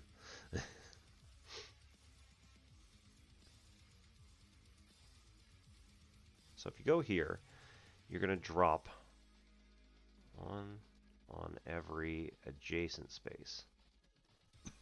And if you pick up one here, it's going to be 0. Then you've got 1 on all these squares.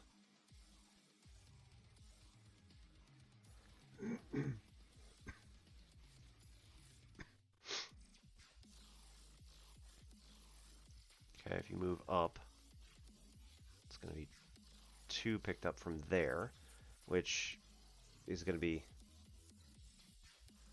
yeah, anyway. It's a 1, back to 1 here, 2, 3, 2, 1, 1, 1. All right, so if we're doing like a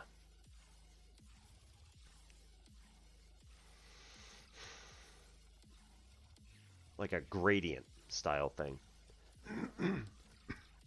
right? Then we're going to want to go this way. This is going to get us a 4th stone on this position. Yeah, it always makes it something interesting.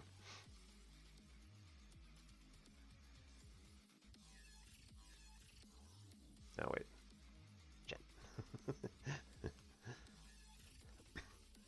hang on. 1, 2. Okay. So then if we move this way, because that's a gradient, this is going to be 0. You're going to pick up 4 here, and then you're going to add 1 to all of these. 1, 2, 3. Yeah. That might actually just be it, though, is that at least for the first pass, you're going to go to a square, because that's going to keep dumping stones into your inside squares. You'll always have 3 or 4 on the first, or you'll always have 3. Yeah. We had 1, then 2, then 3, then 4 on the first pass.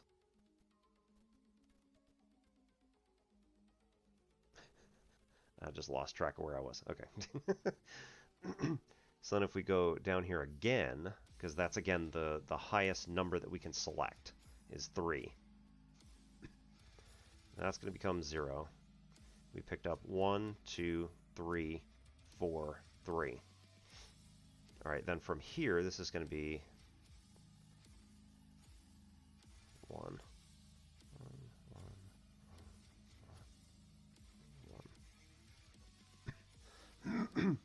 Okay, so then from here we have now a choice where we can pick up 2 different piles of 3.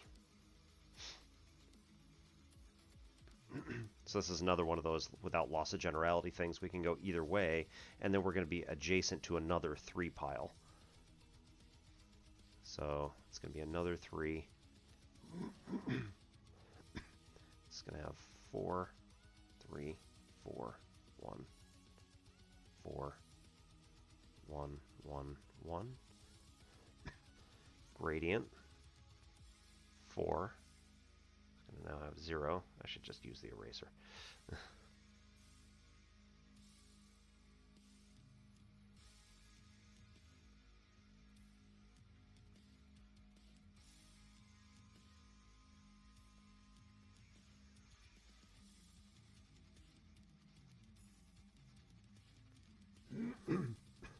All right, so then after that one, it's going to be 1 here, 2 there, 2 there, 1 there, 2 there, 3 there, 5 there, and 2 there. So now we can move up again. This is going to bring us a 5 for this one.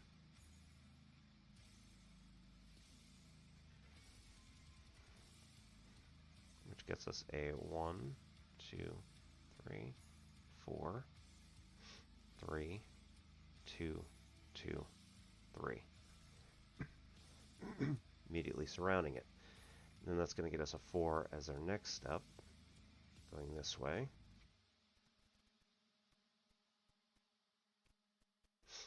Getting us a 1, 1, 1, 4, 4, 2, 1, 3.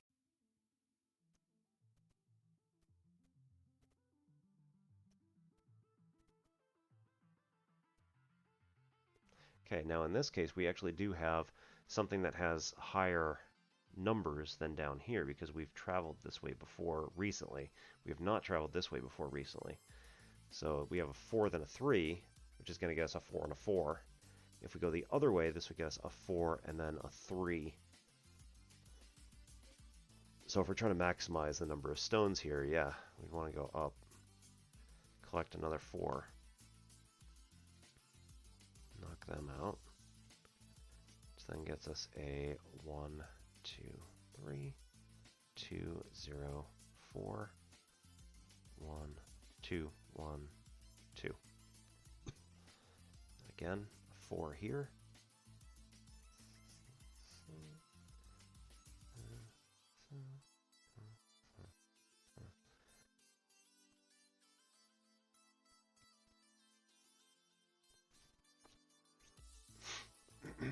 And then from here another 4. Go up.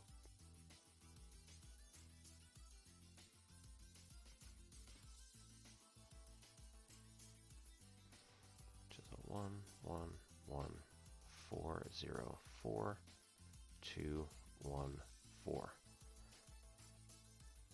And again, I'm going to use the same thing here. I'm going to go right because here we have a 4 and a 2. Going to be our next two moves. Over here is a 4 and a 4, which is then going to be a 4 and a 5, actually. Oh man, you got me working on a new problem. 1, 2, 2, 2, 0, 5, 4, 2, 1. Alright, next one's going to be a 5 because we're going to come down.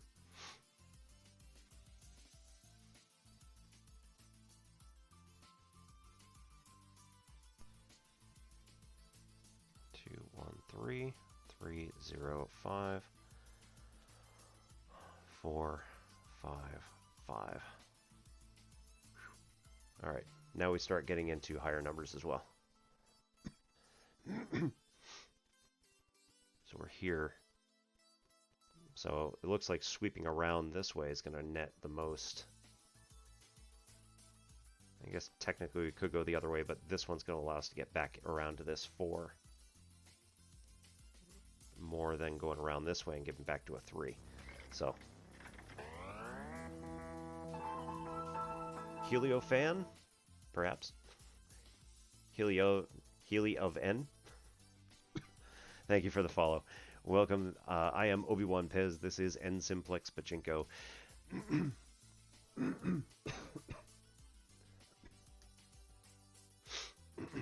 Hopefully you're home for mathematical interest. Helio FN. Cool. Thank you. So, we're working on a question that 2Curbs had come in with that was inspired by Vampire Survivors, a video game. Apparently trending now.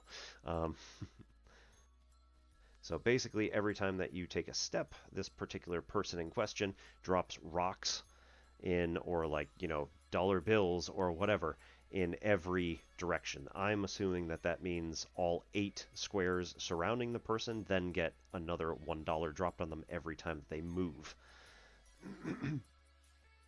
So we're trying to maximize the amount of dollar bills or stones or what have you that are being picked up. And so we've worked out sort of an interesting path here. Oh. Do you see it?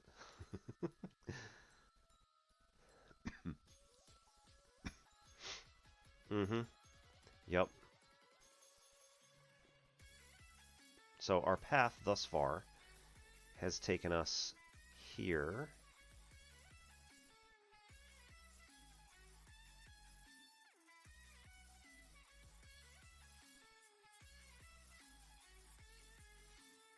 That's it so far.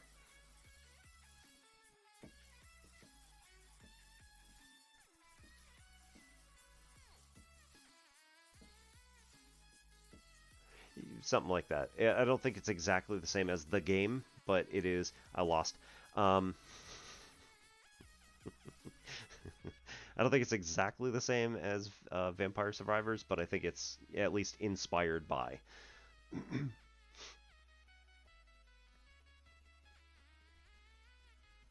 Could be that nobody gets that joke, and it's fine.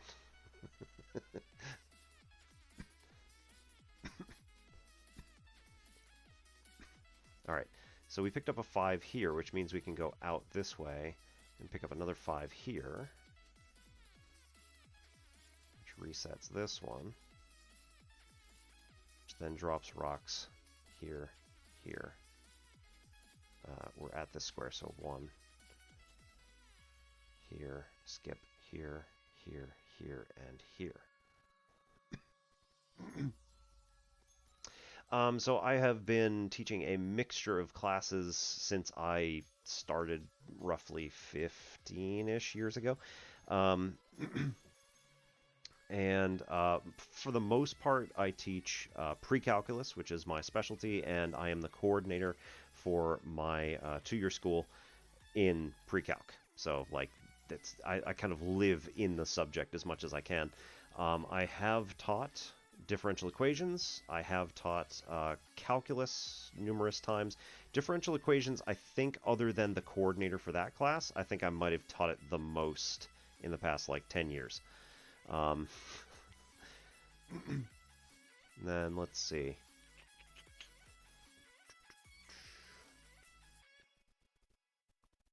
A lot of pre-calc, like I said, and we've been doing a bunch of lower or developmental, right? So I've been doing a bunch of developmental math as well, which is always helpful because it reminds me that I need to be careful how I word things. Advanced pre-calc called math analysis. Okay, nice. So is that in a? I don't want to be too revealing in terms of information, right?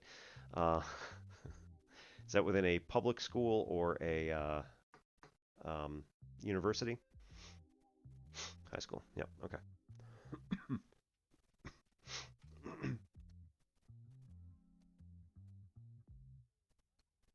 Yeah, we have something called math analysis here, but I think it's instead of pre-calc, or it's like you're, I don't know.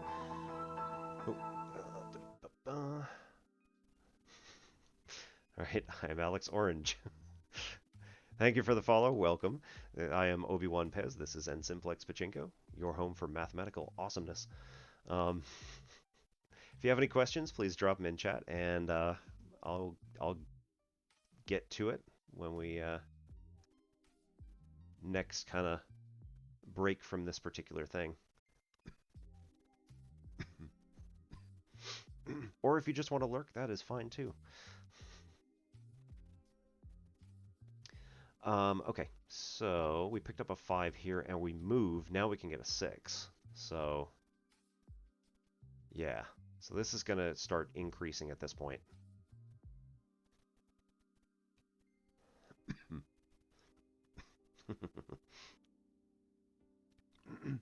Yes, the simplices are awesome. I do have, I mean, my channel picture, my channel art has the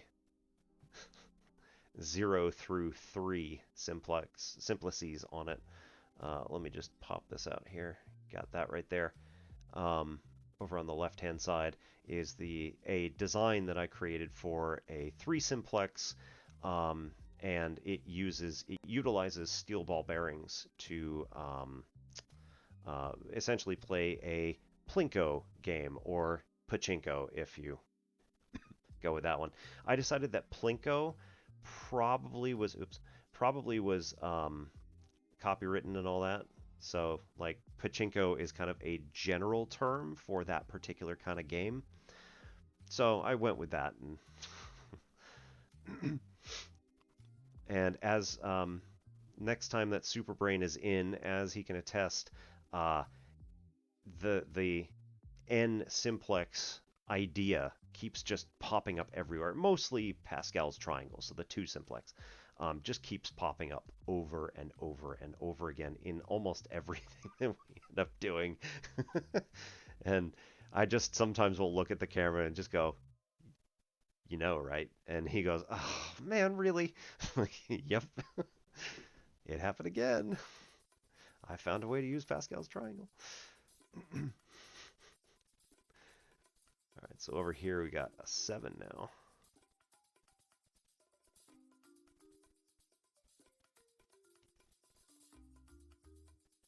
And then we go 1, 1. Oh, wait, nope. Should be a 5. 1, 1, skip. 1, 1,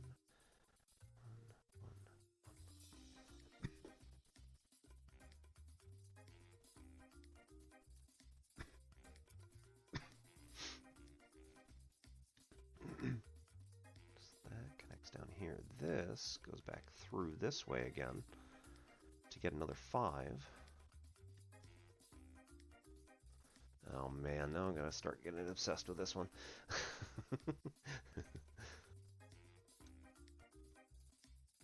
Oh, nice. Is that multivariate and differential equations, or like integrating the 2 subjects together?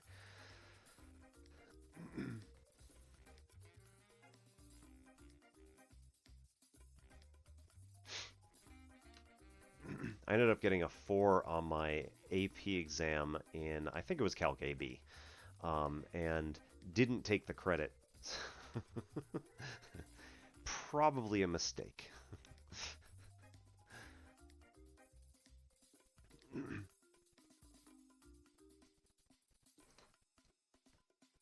At the same time, it was sort of an easy B to take Calc 1 and 2 over again in college. Um,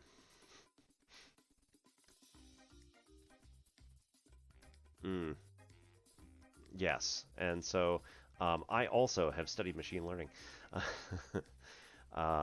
I did a neural networks class with my spouse, who was a computer science major in her master's program. I was a I was an applied mathematics major in my master's program, and our two programs overlapped at neural networks. And I was like, I am taking that class because that is an awesome thing.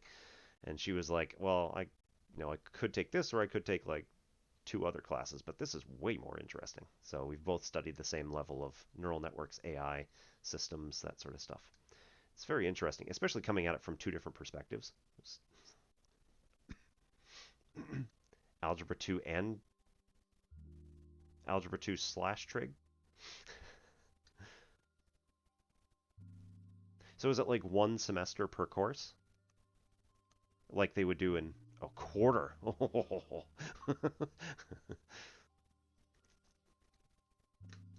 Oh, okay.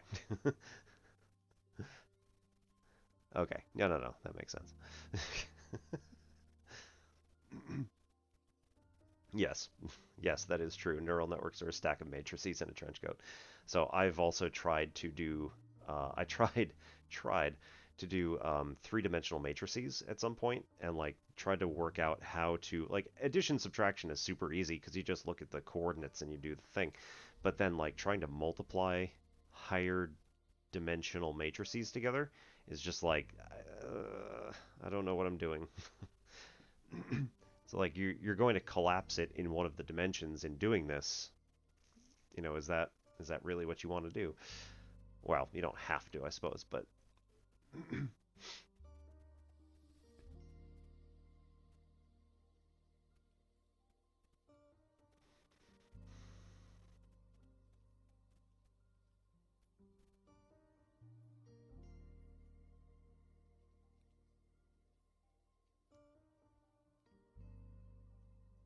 I'm gonna definitely have to think about your question a lot longer.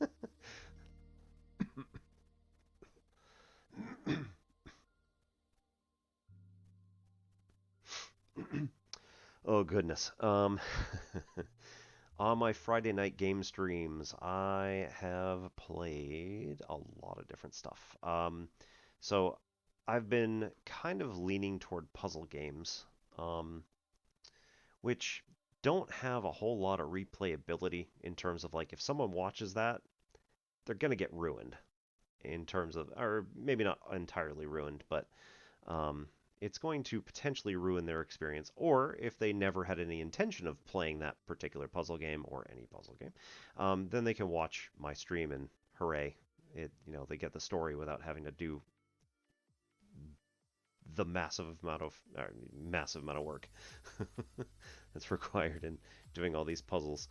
Um, but generally speaking, it doesn't have a whole lot of replayability. So, as much as I love doing puzzle games, I think in terms of doing them on stream, I might have to back off.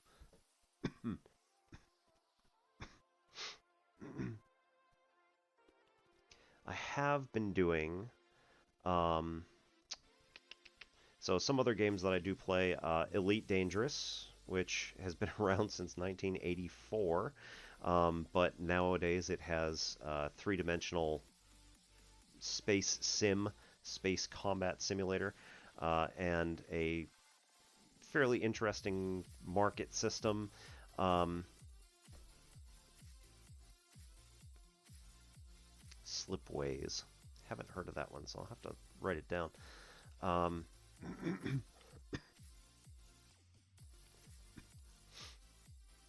no, not the big. Oh, I hit the wrong button. do not want to do big picture mode. Get me out of here.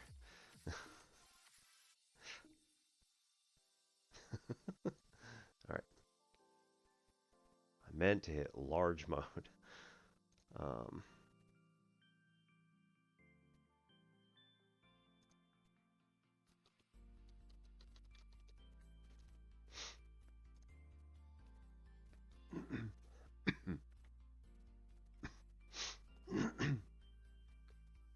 okay. Okay. So this kind of...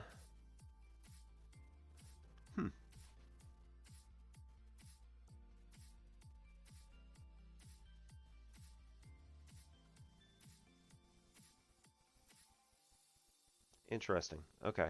So you're connecting the nodes together in... I've got to make a hyperspatial express route. Yep. Okay. Okay. Interesting.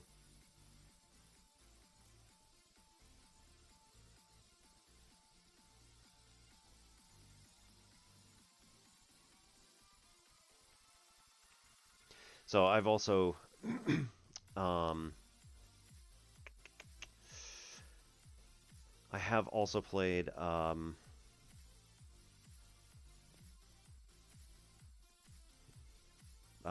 off-stream freeways. Or freeways?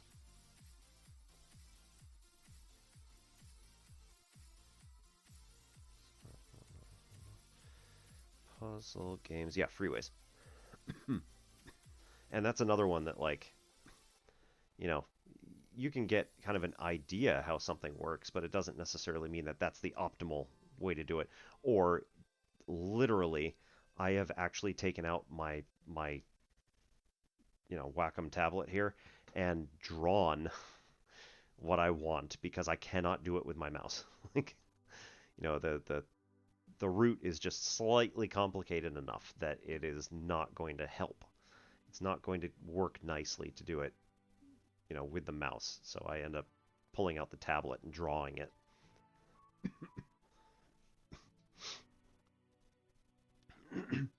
Lately, I have been playing, goodness. Lately, I've been playing off-stream Banished, Elite Dangerous, sometimes on, sometimes off. Red Dead 2, which I have actually mentioned in another streamer's stream. I will never play RDR2 on stream because of well, I mean, mostly just because of Micah. He's such a jackass and so incredibly racist. I am not willing to put up with that. So I'm not going to do it on stream. I will play it off stream. But Masahide, good evening and welcome. How's things going? Factoring polynomials and synthetic division. Well, just earlier we were talking with somebody. How'd it go? Or how do you think it went?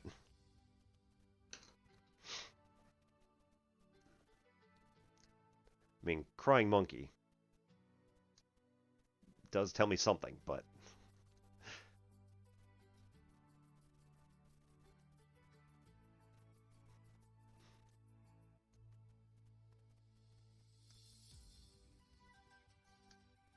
Yeah, alrighty. Do you think you understand it?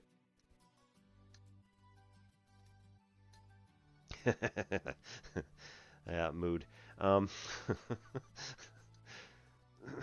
man, I have been known to like absolutely pummel my students in terms of like the individual things that I'm going through and like the rigor that I actually demand from them. And then, when it comes to final exam time, things get a little bit looser.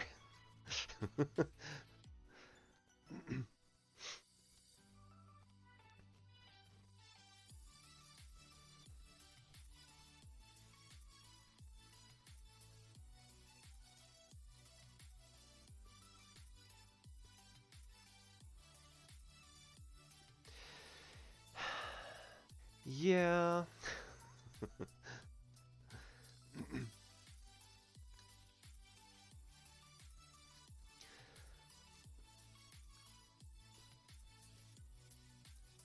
So really what it comes down to is needing to know not the calculations, but needing to know what the relationships are.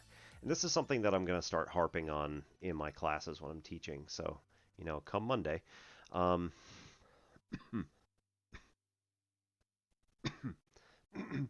yeah, I'm much more interested in I'm much more interested in talking about like why all these things work and what relationships are revealed through all of this stuff, all of this playing around.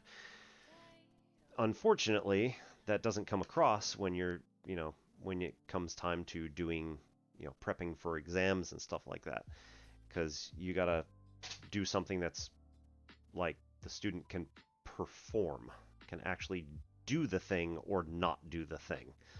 And so like this is not a history class, right? I can't tell them about a whole bunch of stuff and then ask them about the stories and things like that. It's not what this class is for. This class is, pre-calc in particular, is prepping them for calculus in order to make sure that they understand all of the ways in which this relationship works. This is one of the things that I try to do here. And so this is actually sort of a test bed. This stream can be a test bed, can be, for a lot of the things that I want to do in class, in actual class. So I've done I've done math history in here. I have also and I have done some math history, or I did a lot of math history in my pre-calc classes.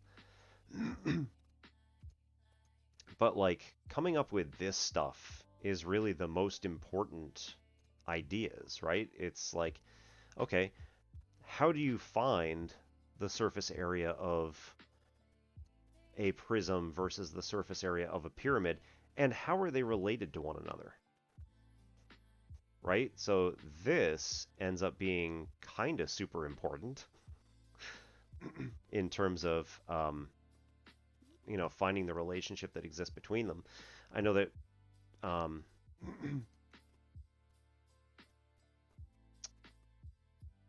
yep. we we were talking much earlier with one of our other chatters here about how exactly, or how are these things related when you look at surface area, when you look at volume, things like that. Their class is doing volume tomorrow, so like I didn't want to spoil too much there, but literally if you fill up the cone or pyramid with water, you can fill its respective prism exactly a certain number of times, and I won't give that away. So,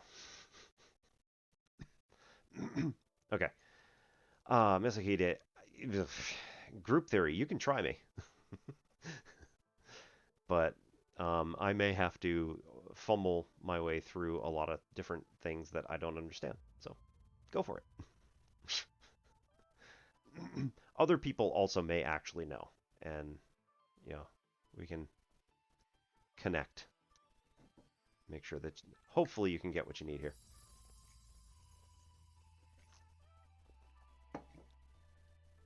Don't plug it into Wolfram Alpha. Um,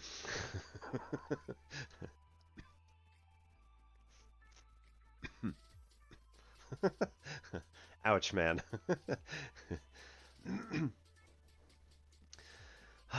So a group is going to be a set of objects that have a specific property. So whatever you're going for. I think specifically it has to have...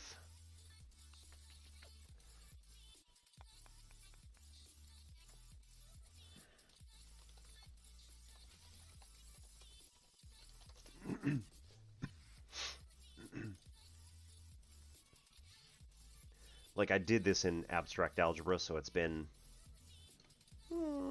pretty close to 20 years. But okay, so a group just has to be some sort of set of numbers or things. It doesn't even have to be numbers, but a set of things that have a binary operation. So either addition, multiplication, um, or some other binary operation that is associative. It needs to have an identity, and every element also has an inverse.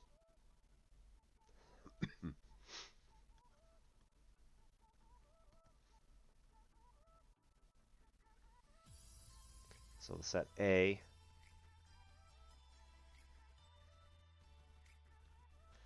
is a group if star is defined as a binary operation,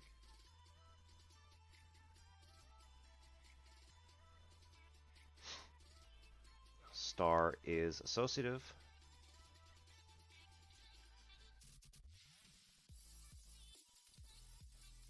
for all A in A,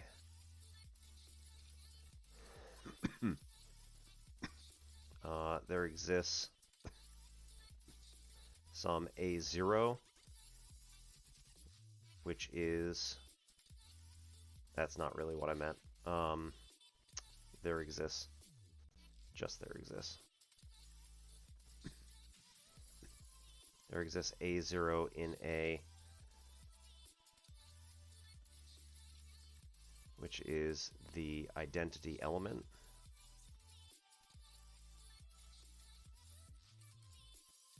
On star.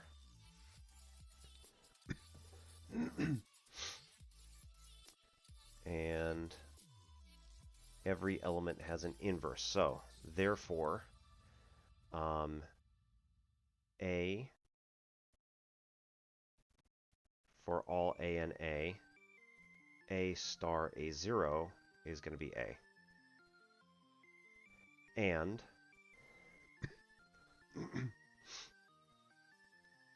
for all A in A, there exists some A sub I, such that A star AI is going to be equal to A sub 0, or identity. That's a really poor choice of... It's a really poor choice of things that I did here, but whatever, it's fine. So A star A0 has to be A, and then A star A sub I has to exist such that it's equal to A sub 0. A identity. Alex Orange, thank you. So, probably needs to be closed.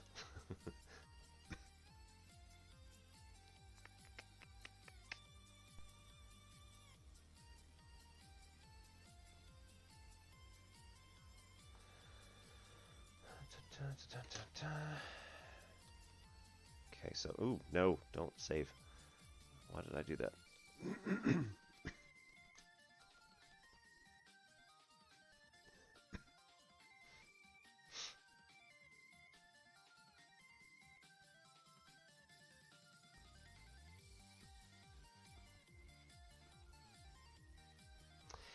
You know,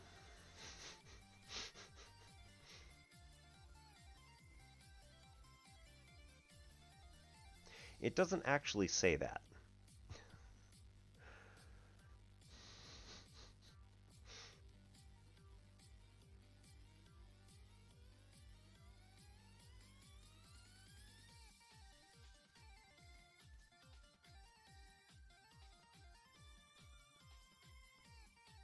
But that seems like it would be a ridiculous thing if it wasn't.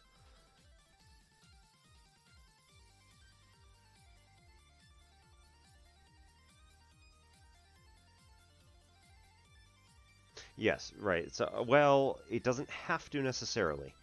So commutativity is its own separate thing. And it could be that your particular binary operation is not commutative. So matrix multiplication, for example. Exodarian, thank you for the follow. I am Obi-Wan Pez. This is N Simplex Pachinko. We are here for our math stream. And if you have any questions, feel free to drop it in chat. I will get to it soon. No problem. Yeah, so I think that with groups you don't have to have necessarily have to have um, commutativity because you can have something like matrices. So that the group operation needing to be associative is one of the axioms that's required. Diego Gamer, welcome. Thank you for the follow. Okay, yep, there we go. What's purple and commutes?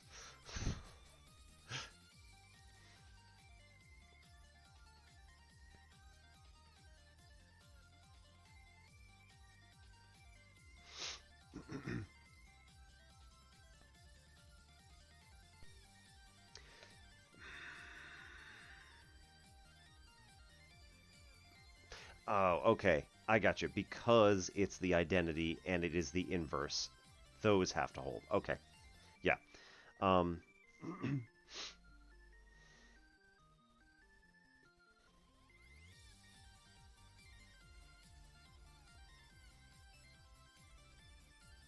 hmm. All right. So then matrices are excluded, automatically excluded from groups because left inverse and right inverse can be uh, different from each other. Is that what you're saying?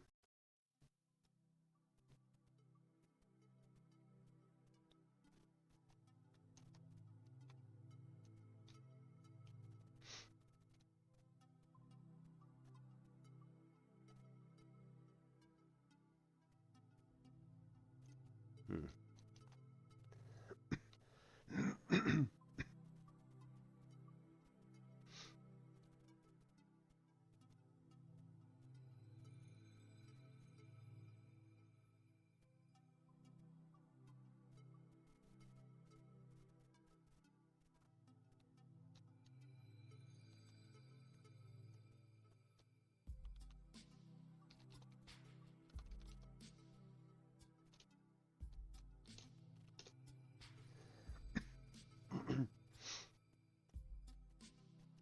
But not always, though, because the left and right inverse. Okay. So the left and right inverse can be unique from each other,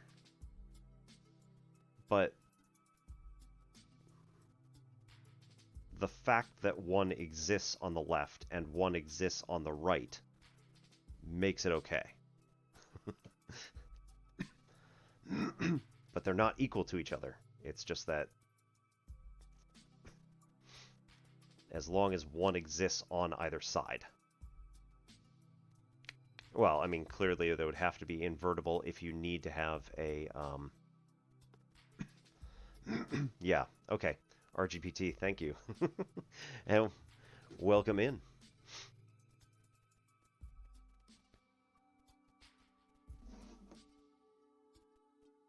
I am shocked. How many people are. Oh my god, there's 11 people in here.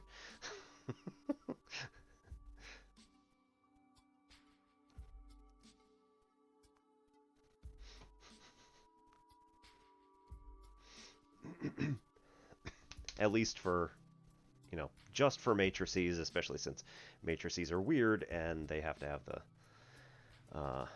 special multiplication thingy.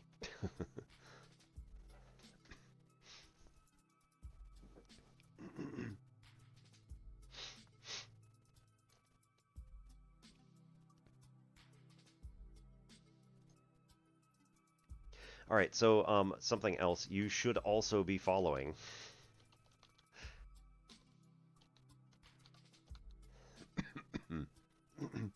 You should also be following two other mathematics streamers who do a really great job on their streams, their particular days.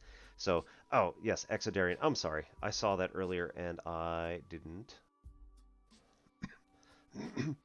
Yep, I did grad school, and I didn't actually go to the campus except for like graduation and filling out paperwork.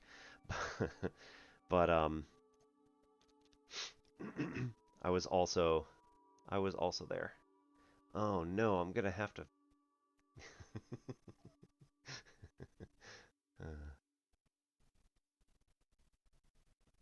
I'm gonna have to make a queue. All right, let's see.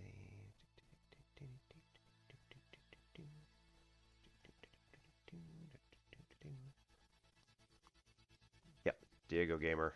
Right. I saw that earlier. I'm so sorry I missed that, but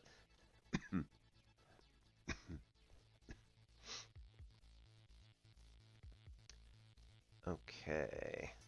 So, Megalomorph was in here earlier, and he was streaming. Well, he streams math. He streams under the science and technology category, which is also something that a lot of other streamers do, who stream in math. There's not a lot of us, but there are some. So actually, I just recently made affiliate.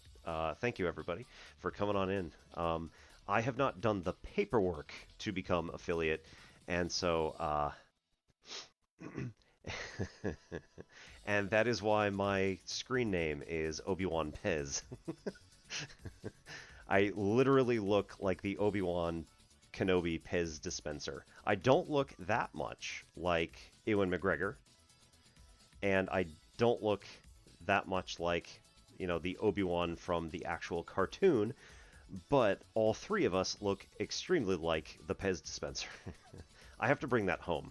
I forgot it at school, or, well, I leave it at school because it's kind of funny. Um, yes. So, Megalomorph, and also...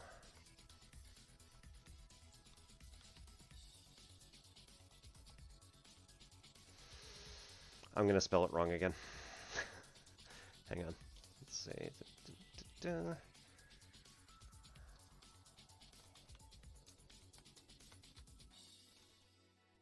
I'm going to spell it wrong. Copy. And paste.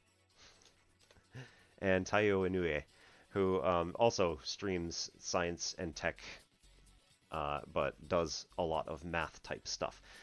His particular style is pen and paper, and he has a document camera. Megalomorph does similar to me, having a whiteboard down in front here and just writing out all sorts of cool stuff. Yeah.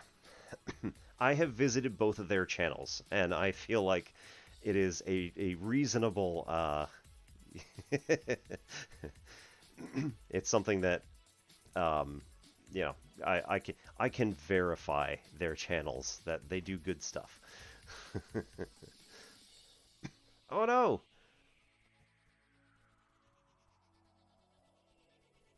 Oh no!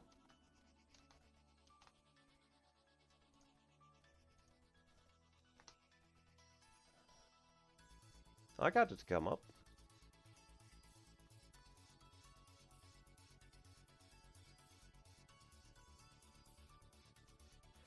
So I have also misspelled it a whole bunch. So make sure that it's, you've actually spelled it correctly or copy pasted it, because like I said, I screwed it up a whole bunch of times.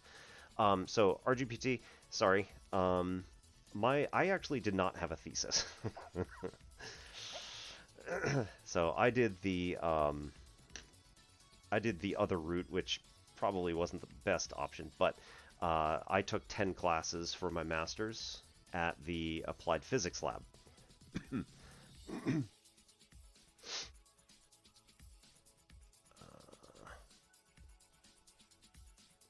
Okay, so getting back to Exodarian and uh, Diego Gamer.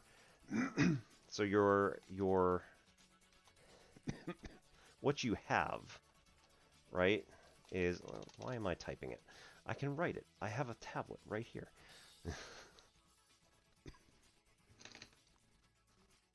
All right, so the thing you were asking was what happens when we do y equals y1 plus m times x minus x1. So this thing, is actually a lot of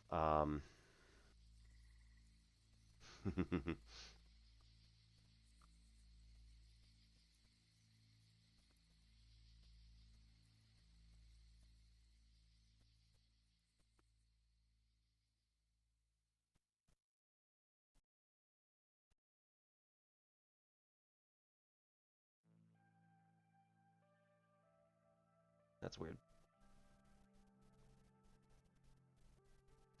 Anyway, so this thing is actually a slightly modified version of this,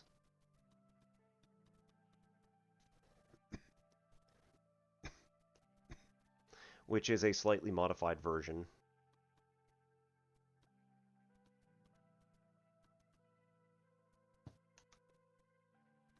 of this, which is a slightly modified version of this.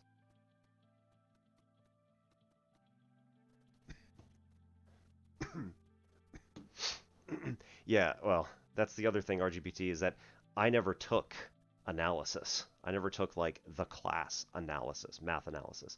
That was a um, that was a junior level class for math majors. I was math education. So because my major was math education at the secondary level, I didn't have to take that. And I am finding that it is really hard to try and understand any of it now. I also have my spouse's math analysis book at my office, so like I need to go through it and actually do the things that are there. But at any rate, yes. So this is what we call point slope form.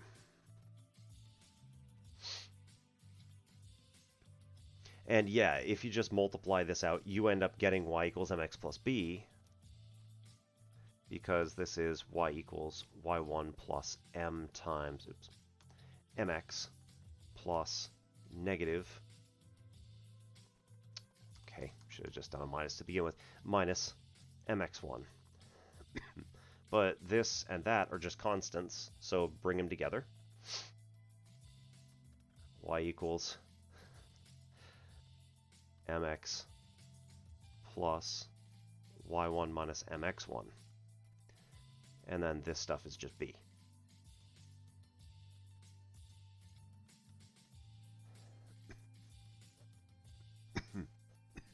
So now you want to know, how can you get the equation of a particular line? Okay, so if you want a particular line through a particular point, and you're given the slope and you're given a point, you definitely want to use point slope form. Basically what this is telling you is you have a starting point and then you have a direction that it's going to go in. This is like doing a compass course, right? You've got some sort of location that you're given in space and then told to point yourself in a particular direction. So I'm going to go that way. Now, how did I choose that particular direction? Well, I just kind of picked it at random, but if you look at the slope of that particular line, right, this is the change in x and the change in y.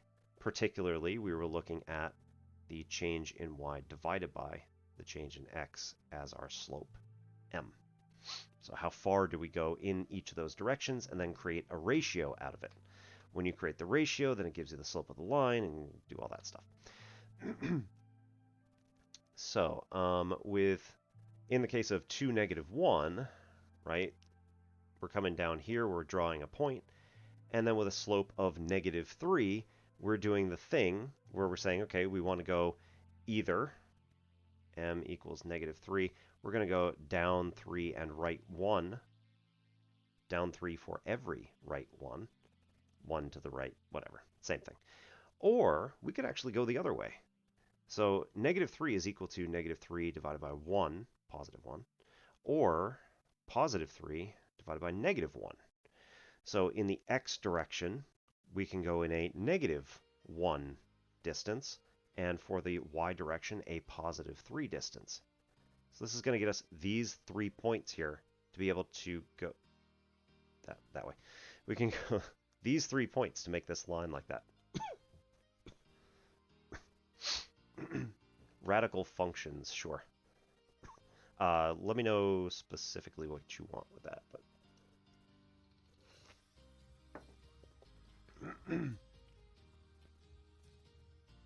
all right, RGBT, I completely missed you. Apologies, but have a nice night. You might be back.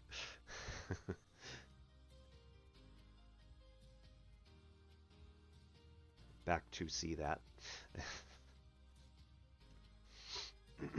So one of the ways that we can do this is to draw in our line like this. Ignore the degrees. It's not going to be 100% correct because we're not going to get the proper degree measurement out of this. Not going to happen. But we can get something approximate anyway. So anyway,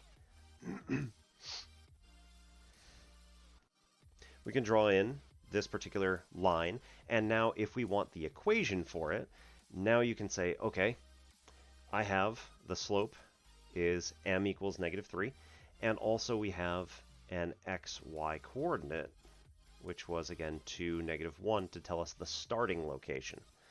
Now, it doesn't actually matter which point you put in for x and y up top.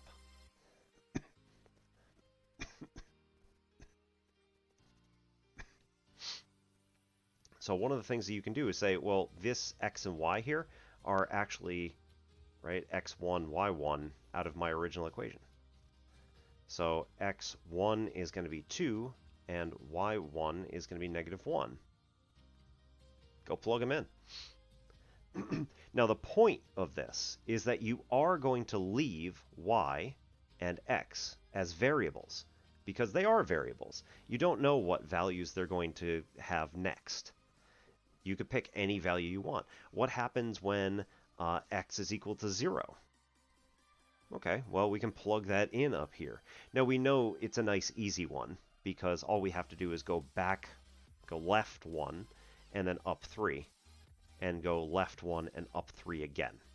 So that's going to get us 2 plus 3 is going to be 5. So that gets us 0, 5 as the actual y-intercept. But you don't have to do that, right? We could pick some value that's really weird and has, like, 5/8, x equals 5/8, right? What's y for that? That's going to be pretty nasty to try to figure out just by, like, splicing it and trying to go over a certain distance and up a certain distance. It's not too great. It's doable, right? And we actually have a thing for that right here. Right? We already know what y1 and x1 are going to be. We already know what m is going to be. So plug all these things in. You'll find b, and then plug manually your x value of 5/8 in there. And that's how you can get your y value. Or, right, we can do this as relative distance and say we need to go 3/8 to the left and then an appropriate amount up. Well, we know that the slope is -3.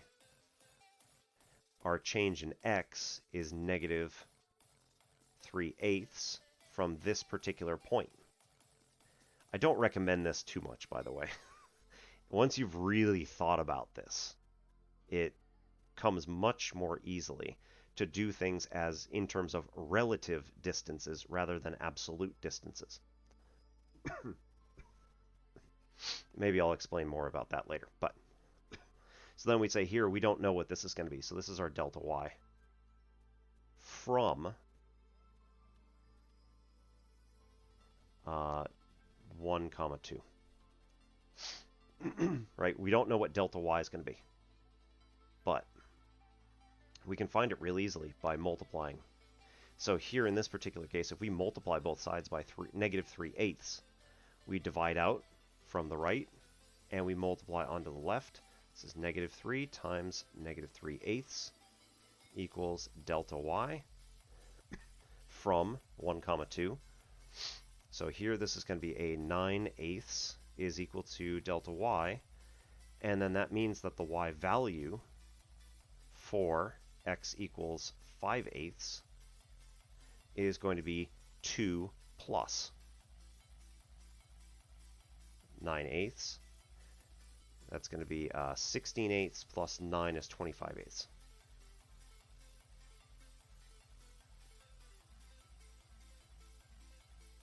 Now that was a little bit long way around of doing all this stuff, right? You could have found the equation much easier and just knock this out, right? Plug in 5/8 for x, multiply by 3, negative 3, because that's our slope. So that'd be a negative 15/8 plus 5. And 5 in terms of eighths is 40/8. So 40 minus 15 gets us 25. So yeah, 25/8. Verified.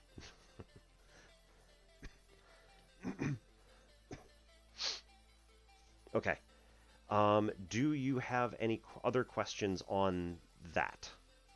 Being able to figure out point slope form, or looking at linear functions just kind of in general. This might be a little bit higher than what you were looking for. But I do try to generalize things so that it's not just the one example you're looking at, it's understanding things at a much deeper level. So I'm hoping that's what everybody's getting. And I apologize if it's way, way out there.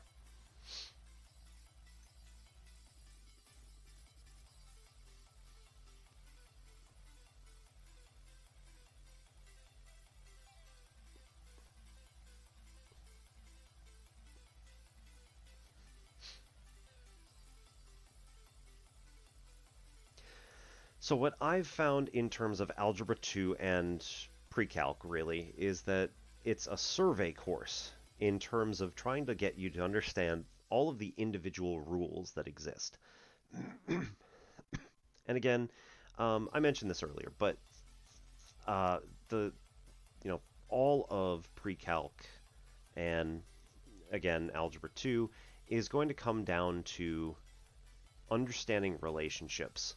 So understand that mathematics is what is called axiomatic.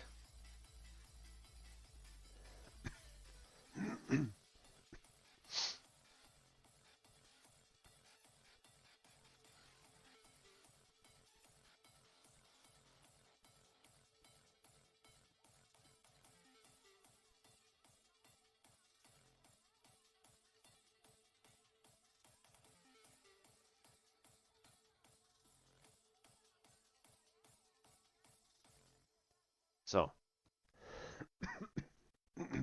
based on the rules that are given, our objective for all of this stuff, every single time we look into any sort of mathematics whatsoever, is one, find the relationships that must exist, right?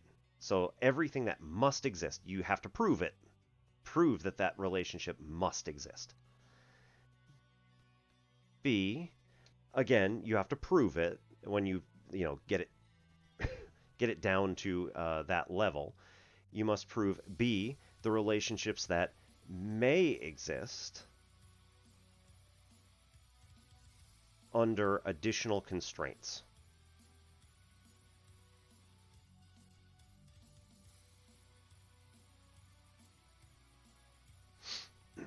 So, for instance, what is the relationship that a parabola has? Well, we have to understand what a parabola means and then start talking about it in terms of, oh, this is what we do when we take, a number and then square it. And maybe do some other stuff to it, but square it is going to be the main chunk. There are. But we need additional rules besides just, here's the rules of numbers, right? The rules of numbers only exist because we say that these rules must exist.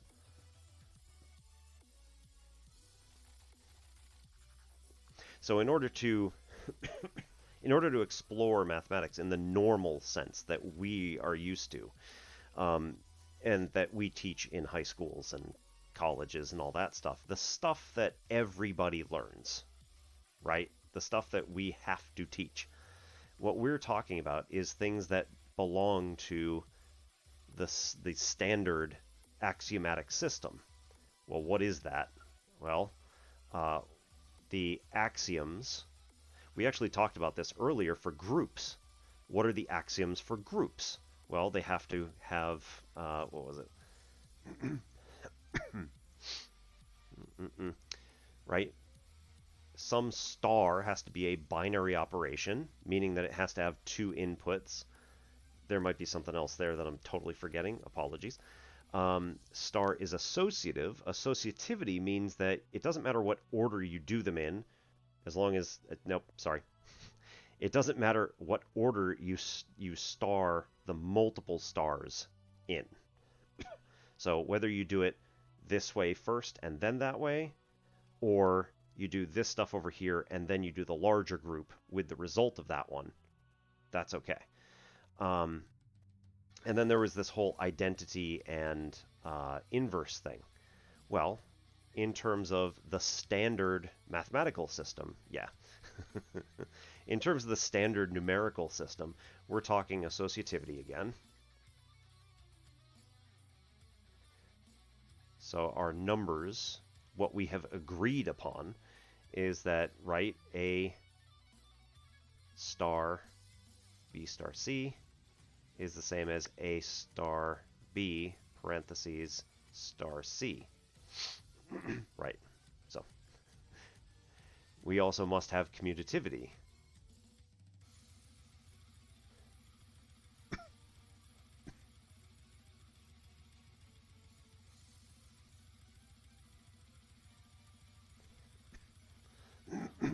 So A star B is equal to B star A. And the groups that we look at, the binary operations that we look at, we don't really talk about it all that much because this even is over the heads of a lot of Algebra 1 students. However, my class did learn about it in Algebra 1. It was a very long time ago, but nonetheless. The binary operations that we talk about are addition and multiplication. So in terms of these things, we know that A plus, right, some identity is going to be equal to A. Well, we know what that is. It's A plus 0 equals A. So 0 is the identity for addition. And then A multiplied, sorry, I'm using dots, A,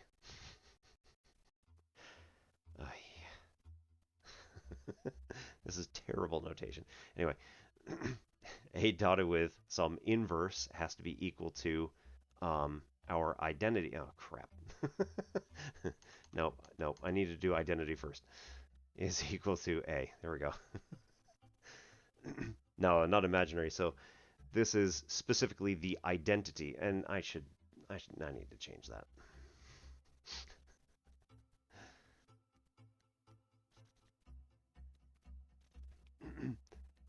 It's the additive identity. Oh,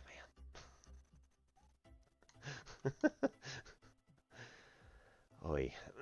All right, let's just do B.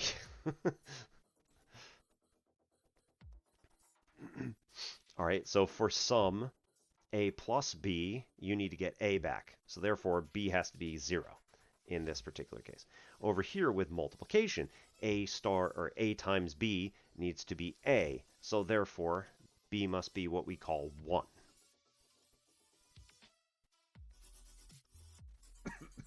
Right, so this is the multiplicative identity.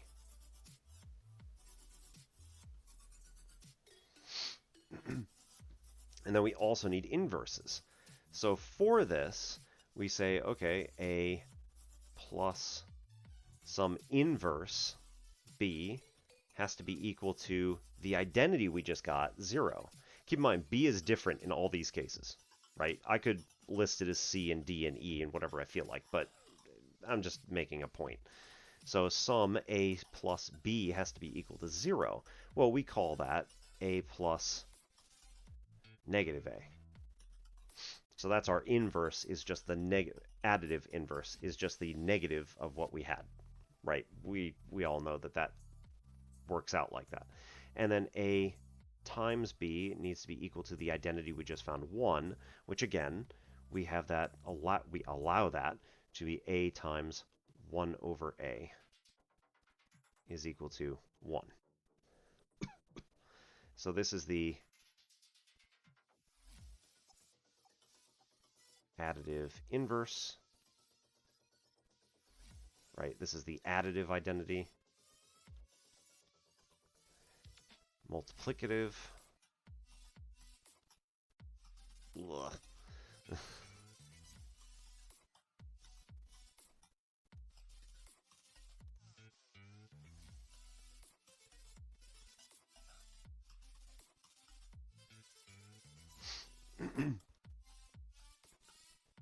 Okay, so for both addition and multiplication, now we have a group that works for this. What kinds of numbers can be these elements of this group? Well, now you've got to explore that. We don't, again, because it's just something that's a little higher level than most, school children are going to learn. But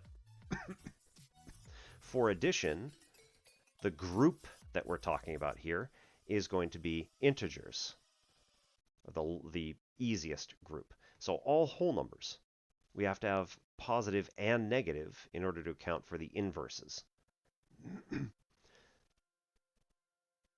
So here for addition,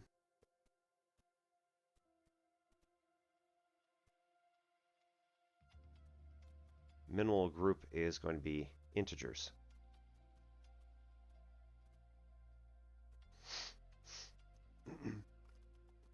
Now that's really interesting when we go to multiplication, because if we want to start talking about, well, what's the minimal group of numbers that we can use here? The knee-jerk reaction is to say, oh, well, it's also going to be integers, right? Because we could just use the same group that we had here. Well, not really. Integers, sure, if you multiply by 1, you're still going to get the number back. But there's a problem with the multiplicative. That is not the exact same thing as the one above it. Oh my goodness. Multiplicative inverse. There's a problem with the multiplicative inverse, right? You put a whole number in there, and now the multiplicative inverse of a whole number is 1 over that number. It's a fraction. So you can't do that. So the minimal group for multiplication is actually going to be rational numbers.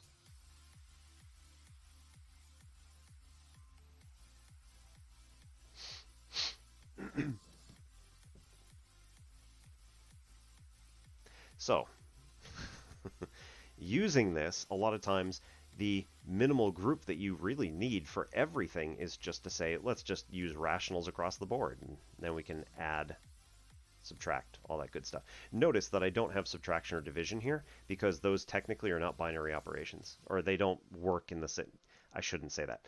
They don't work in the same way as multiplication and addition, and they don't work in the same way, makes it a big problem.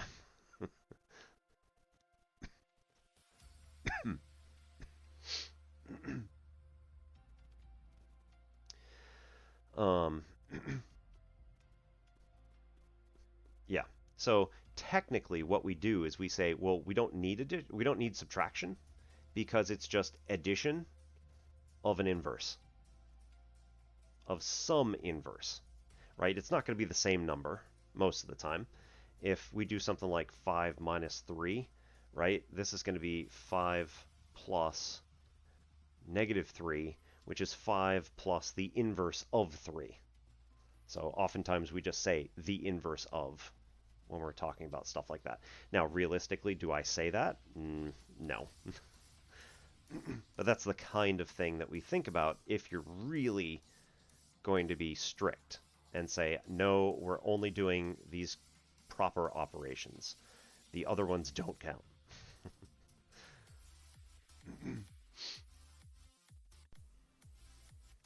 So, what are the relationships that must exist given this? All of this information right here. That we have, uh, you know, a group of integers that are all being added together, and you have an additive identity, you have an additive inverse. What can you do with those? Well, there's a lot of stuff you can do with just that. And then there's also the minimal group for multiplication is rationals. Even if you just extend addition to rationals, you've got all sorts of interesting little things that you can do there. If you then work with multiplication as well, what do you do with this? Well, we've got all sorts of relationships that exist with rationals and multiplication and all this other stuff. Okay, so then what else works? Well, it turns out that we can prove a lot of other cool stuff, including like distribution. If you have all this stuff up here, distribution has to exist. And that's one of the things that you do in abstract algebra, which is, again, a junior level. So, like your third year of college, math major. Provided, of course, that you're going through the usual route and you take calculus in your first year. So, like, it's a third year class. That's pretty far along. Anyway, you have to go through this and you start saying, okay, what do you actually know exists? What has to exist given all this stuff? What may exist under additional constraints? So, okay, if we have distribution, then also we can do some other stuff. If we don't have distribution, if you haven't proven it yet, then it can't really belong to the must exist group. It has to belong to this may exist group. And sorry, I got sidetracked here because I do that all the time. And C here is going to be the things that absolutely cannot exist. Right? Under the given rules, what absolutely does not exist? One of them is 0 equals 1.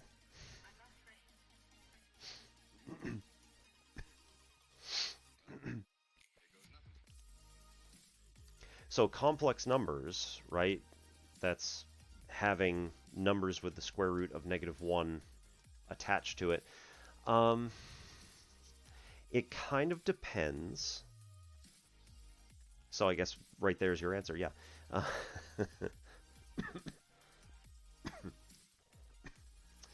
It kind of depends on how you define certain things. So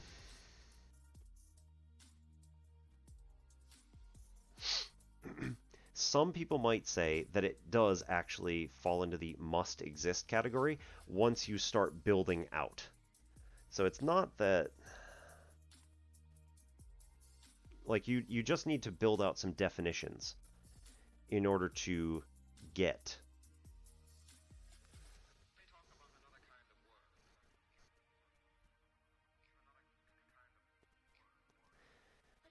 It depends on how you define square roots, really. And, like, thank you, Alex.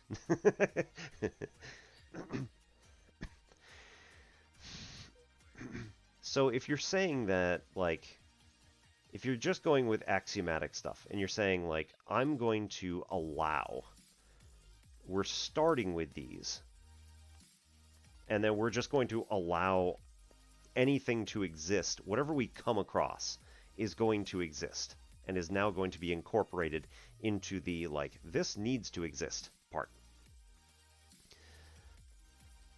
Complex numbers don't necessarily have to have additional constraints. There are ways in which you can look at it and say, yeah, I'm not going to include that because, you know, traditionally it was never included. It's a two-dimensional number. How do you want to do that? That's going to be slightly different. So, yes, in theory, you could say, like, that's something that may only exist. But at the same time, you could say, you know, by the same token, you could say, like, real numbers as a whole, or transcendental numbers, only exist under certain constraints.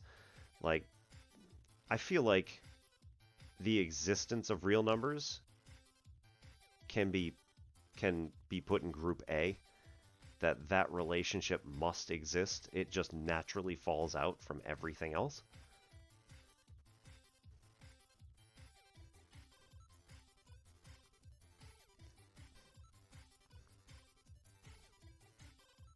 And therefore, if you're using that sort of definition, I think that you could say that complex numbers also must exist by that token. But yes, there are certain ways in which you could say that it must fall under B.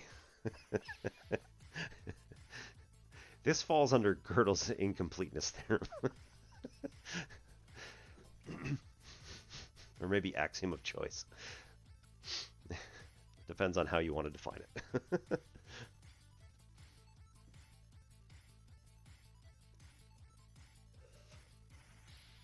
Oh, man.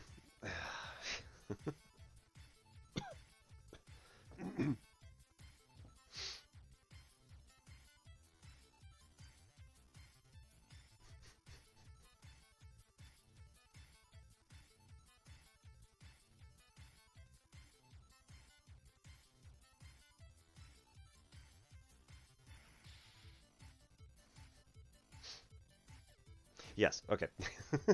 Getting back to the whole point.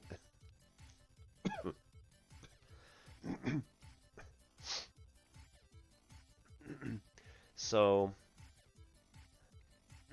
what is it that you want to know about them? Like, just how to interchange them?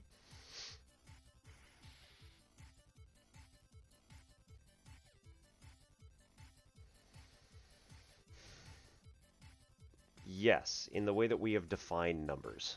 So,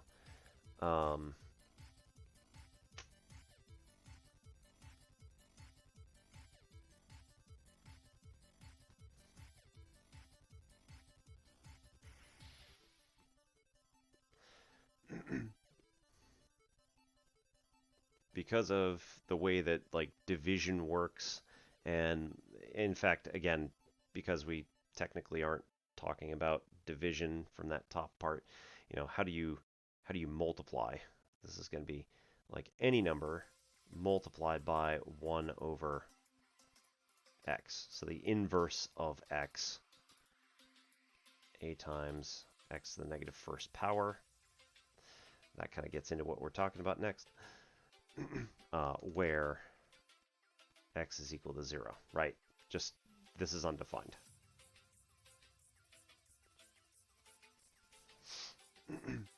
So because it's undefined, we say that that particular relationship can't exist within the number system that we've created above. Now, there may be some number system which is created that perfectly allows that, and it's perfectly fine, and it doesn't matter. So, you know, that will happen potentially under some different set of rules. All right, so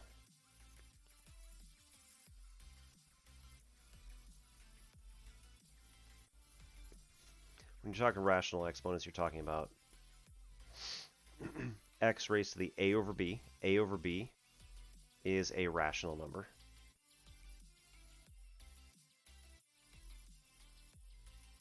And so it's defined as a and b need to be members of the integers. So they can be positive or negative. They can be any whole number that you want to make them, with the exception that b can't be 0. Right, just like we were talking about up there. So any numbers you want, b can't be 0. That's the only restriction. And typically a over b is going to be simplified, so they won't have common factors between them, but that's just a courtesy.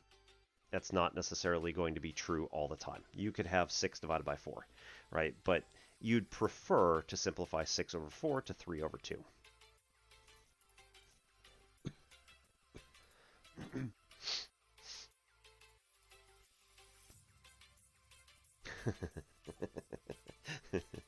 Oh boy. The catch really comes when you're trying to solve equations. Because, again, what are the possible relationships that can exist when you have equations of this particular type? Now, I'm going to hang out for a second here and just say, okay, if you're just talking about this as a function, right? So like r of x is equal to the radical, yeah, radical of x is equal to x to the a over b, where again, a and b can be any integers you want as long as b is not 0. You want to say, okay, what sort of patterns are going to exist if we can have this stuff, you know, be any numbers, any whole numbers we want. So generally speaking, the easy stuff is going to be what happens when a is 1.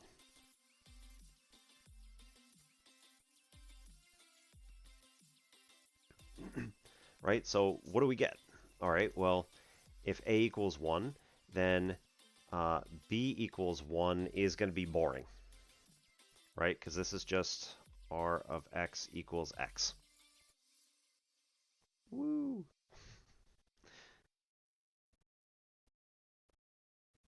We already have a name for that. It's linear, right? But what happens when b is equal to 2? Well, r of x is equal to x to the 1/2, which is also equal to, right, what's this also called?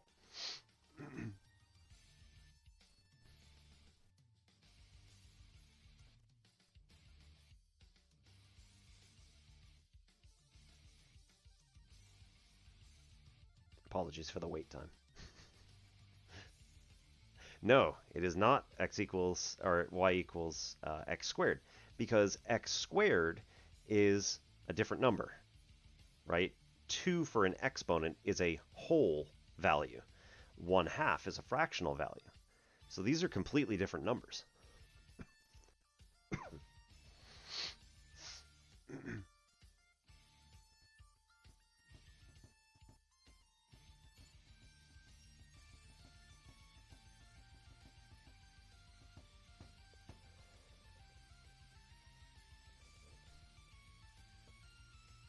No, so x over 2 is what happens when you take x and divide it by 2 or split it in half.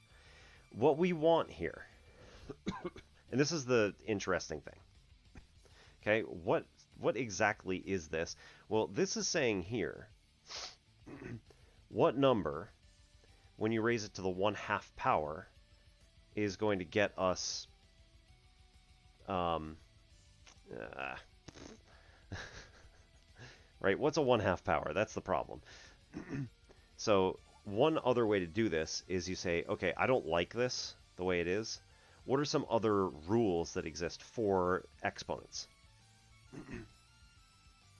Well, if we just have like a to the, let's stop that. Nope, backwards. If we have x raised to just the a power, right? Or even let's just pick a number, x raised to the second power. And this was equal to 4, right? Let's pick an easy one. How do you undo this?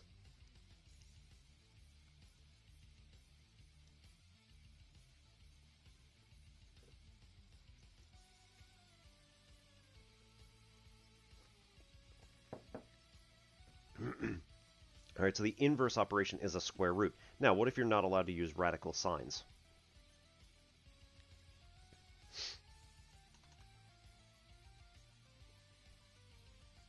What would you need to do to this, numerically speaking, in order to make this work? What's the thing that you need to change?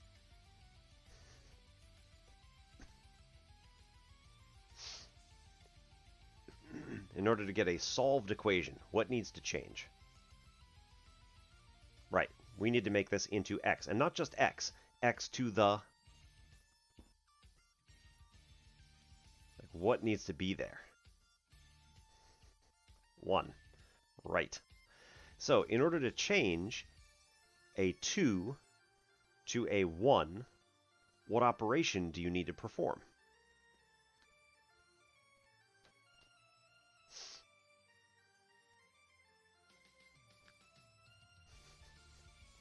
think about your other, yeah.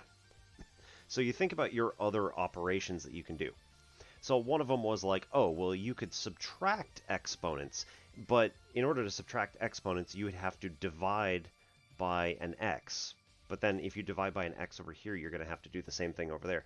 So now you'd have an x in the denominator on the other side. That's really awkward. We can't do that. So that fails. But you're right. We just divide this exponent by 2 and get this. Now, again, what if division doesn't thank you? Yeah. Well, it's not exactly going to work that way, because if you multiply it by x to the 1/2, remember what happens when you multiply like bases. Their exponents do what? Almost. Almost. Yeah, when you multiply like bases, this is 1 and 1. This is x to the 1 plus 1, which is x to the second power. They add together. So if you multiply by x to the 1/2, right, it'd end up being 2.5. And again, same thing with the subtraction bit. You'd end up with some awkward stuff. You'd need to also multiply x to the 1/2 on both sides. So now you've got 2x terms. Well, that doesn't work either. Crap. But if you multiply your exponent, right? Multiply your exponent by 1/2. Well, how do you do that?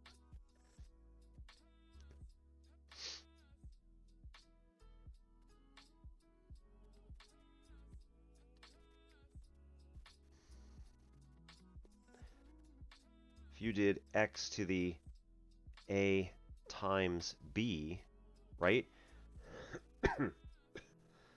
How do you get this?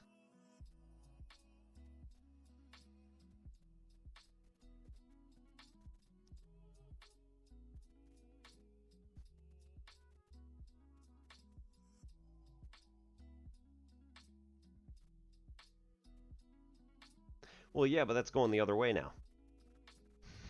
Because we don't want x to the 4th. And again, if you multiply by something on the left, you have to do it on the right as well. I'm actually impressed that I managed to do that correctly. All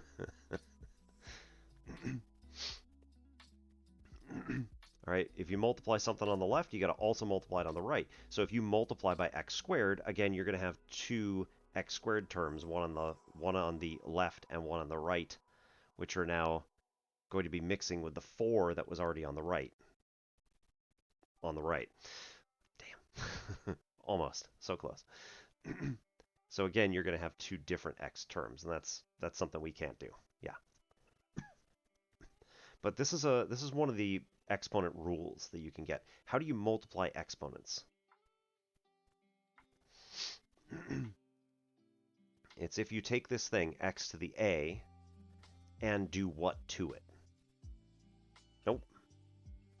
So if you add another x to something, you can't do it. Remember, oh man. Remember earlier, we had a polynomial, which was like x to the 4th plus x squared plus whatever. Why weren't these added to become x to the 6th? And the answer is these are different things. Right? X squared is an area. X to the 4th is a hypervolume.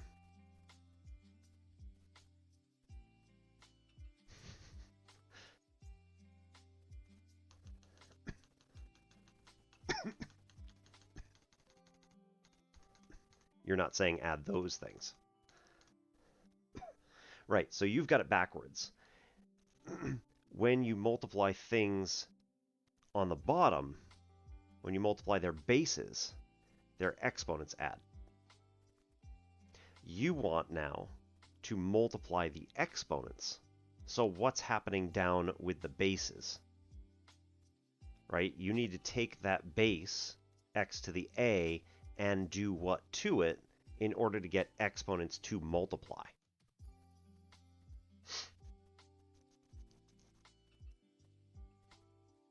So again, we're going backwards compared to the previous question.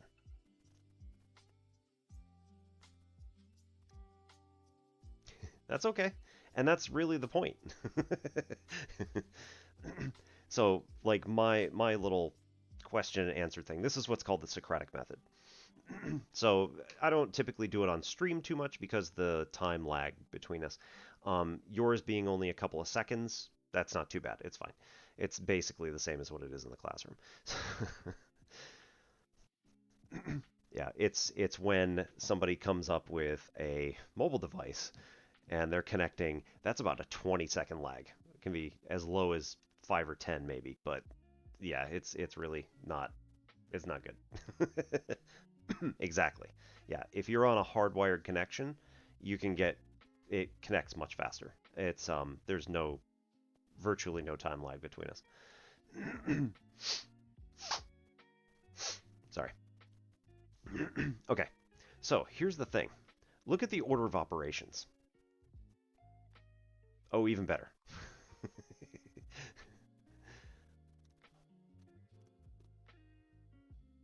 So, if you look at the order of operations, right? You've got parentheses, which we'll ignore for the moment.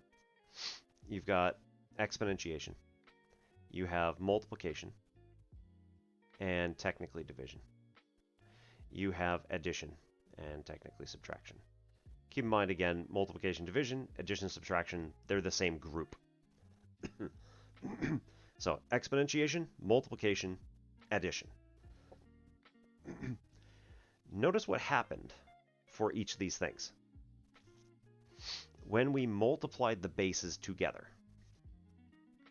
multiply bases, their exponents add.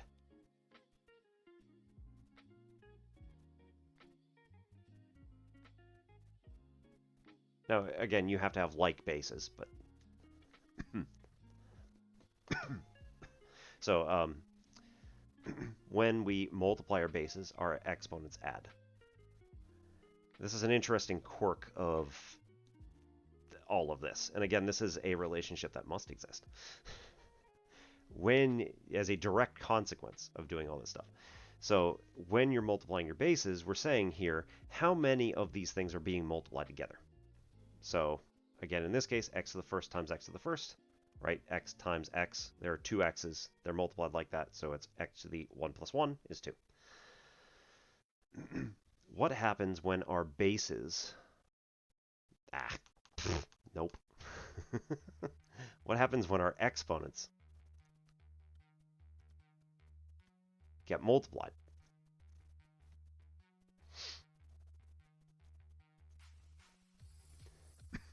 Now we're not just switching them because, again, our bases would then need to be added.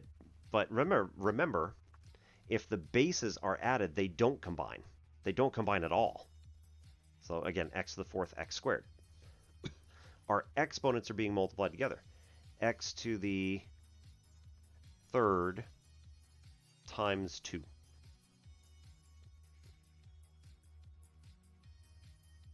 Right, we know that this is x to the sixth. But what's another way to break it down the other way? To get it to separate rather than to combine.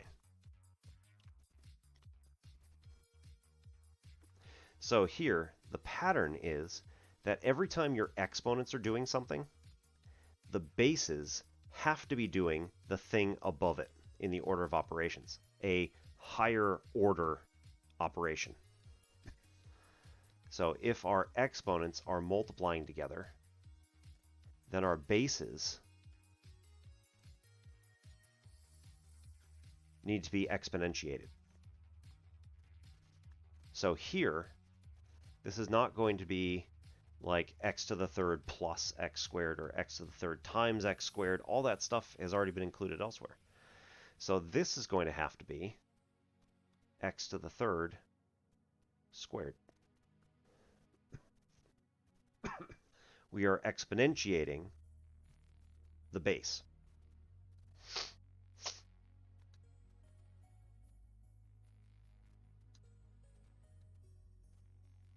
So when you raise a power to another power, that's when we get this, that's when we get this multiplication of powers. And realistically, right, you can see it in terms of what does squared really mean? Well, squared really means multiplying the same thing that number of times. So here we've got x cubed times x cubed. It's there twice. So then what does that mean? Well, going the other route, right down here, this was x to the 3 plus 3, which is the same as x to the 6th. Right, so you should be able to break it down. What is multiplication? Well, it's just repeated addition. So again, we see that 3 times 2 is the same as 3 added twice, 3 plus 3. So we get 6. And this works with anything we care to do. So here, when we're multiplying our exponents, a times b, this is going to be x to the a raised to the bth power.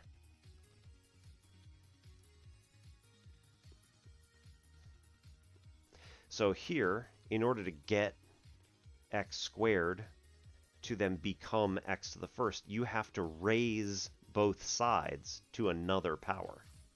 And specifically, you already said it earlier, it's 2 times a half. We need it to be multiplied by a half. So we raise both sides by a 1/2 power. And we said earlier that x squared equals 4 needed to be square rooted in order to make this work. So this proves that these are the same thing. Right, if they are the only operations that can do this particular thing, which they are. So the same exact thing is going on here. Yep. So a square root of a thing is going to be the same as taking that thing and raising it to the 1/2 power. Now I will say there's a little caveat here. Normally you should put in an index to make sure that people know what you're talking about. Granted, the default index of square root, or of a radical, the default index is 2. That's because monks in some far-flung past decided that they didn't want to keep writing the 2 over and over and over again every time that they copied a math text. So they were like, look, let's just standardize it. It's going to be a 2 if it's blank, and if it's anything else, we'll change it. We'll just put a number there. And so that became the standard in well, European book copying anyway. And then that notation stuck. Euler eventually, yeah, well, I mean, it's not lazy so much as, well, I mean, it's partially lazy, but it's also saving on ink. You know, you have to spend less money on ink when you don't have to do quite as much work. So this is just going to get us a whole... No, I mean, it literally is both laziness and saving money. So you're lazy and cheap. Okay. So r of x here, x to the a over b, can be rewritten as our b being the index to a root, or a radical. So that means that we can actually do this, and we can do it either way. We can make it x to the a, and then we take the bth root, or we take the bth root of x first, and then raise it to the a, 8th power. Either one works just fine.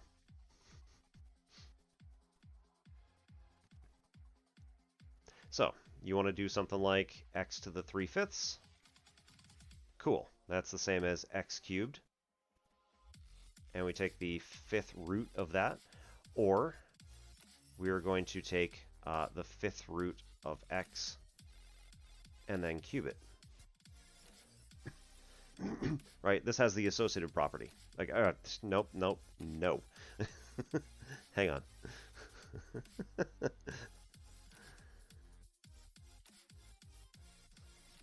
Yeah, commutative. Okay.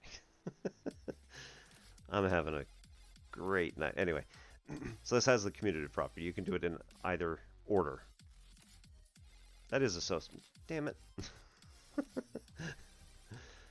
uh, Obi needs to go to bed.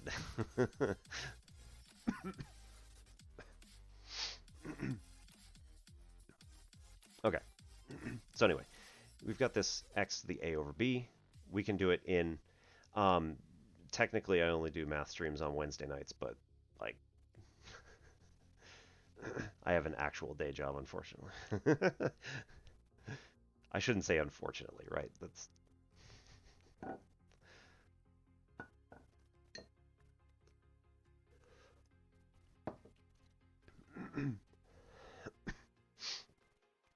anyway, we're taking this stuff and rational exponents, you can do it in either order like this. So if we want to talk about, again, like what patterns are going to exist here, there are a few different ways we can go. One is that we need to look at the, do you know about domain?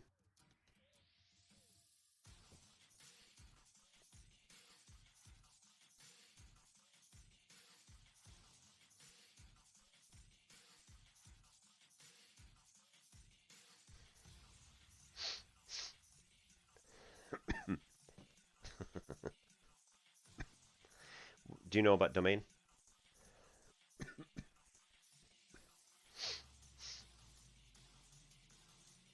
Yeah, okay. So one of the ways to look at, the overall pattern is to look at the domain and say, well, do we ever have domain issues when it comes to roots?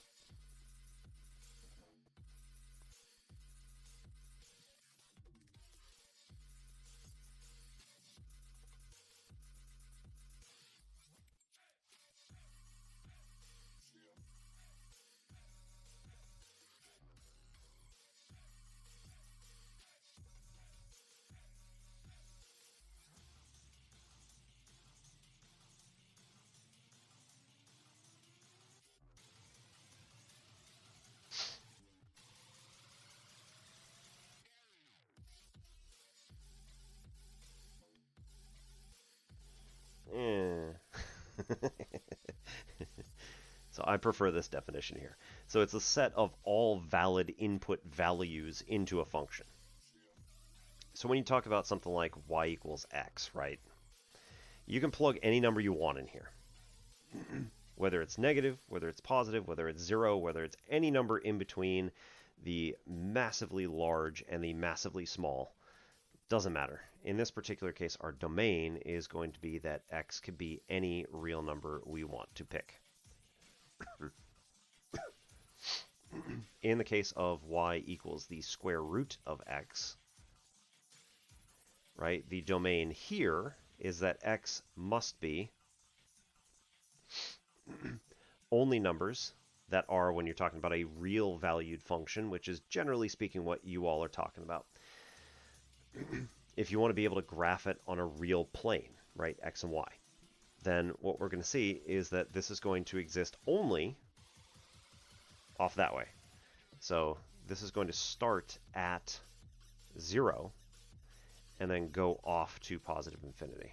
Oops, no, not that one, that one.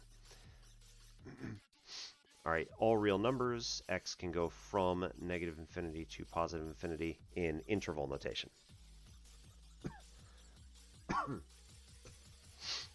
But for square roots, it turns out that you can only use these positives, is a member of. So it's a Greek epsilon, or at least very similar to one. And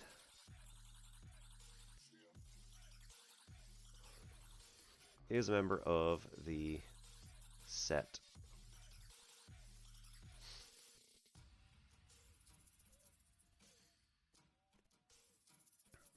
It's a little messy, but yeah. So x must be somewhere between 0 inclusive and positive infinity, which we can never include in an infinite value because it's not a value. So we say that for square roots, that's the case. It's literally still an infinite number of numbers, technically. But what about like cube root? right? The domain here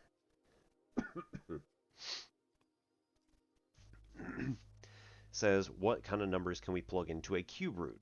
Well, if we want to take the cube root of 8, it's going to be what number when you multiply it by itself 3 times, when you see it 3 times, multiplied twice technically, is it going to get you, right, 8. So the value is 2.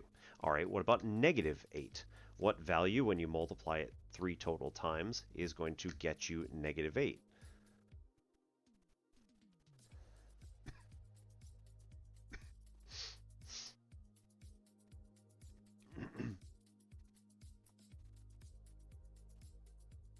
Negative 8.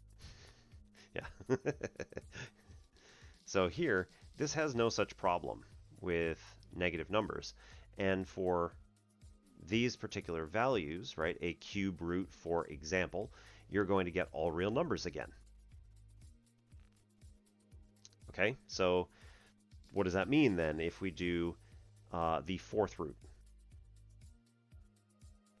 or the 5th root, or the 6th root, or the 7th root, or the 8th root, or the 9th root, right? How does that group? How do they split up?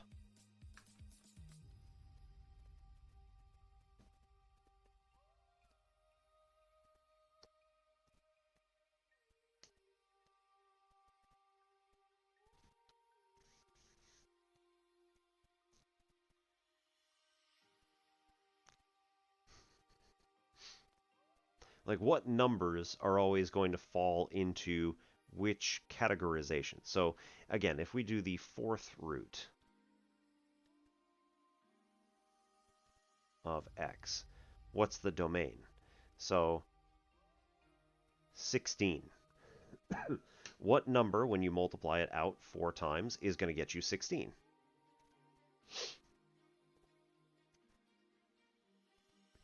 So that's what happens when you do the 4th root of 16. 2. You can see a pattern here. All right, what number, when you multiply it 4 times, is going to get you negative 16?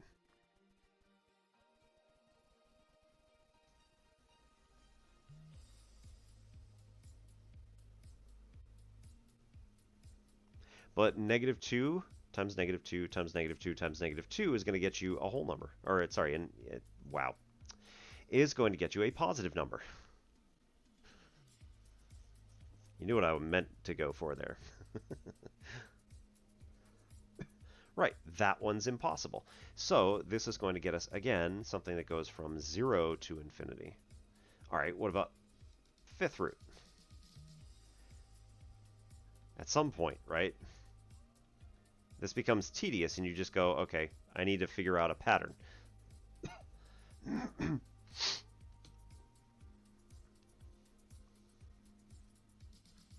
It may also help if I write this. It may also help if I write this.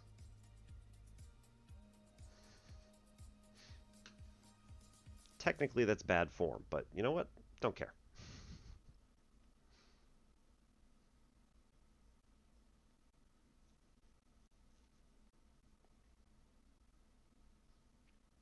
Right, and that's the question.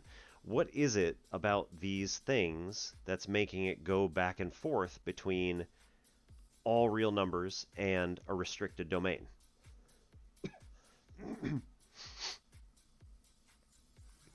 What's changing from one line to the next? And how do they split into those two groups?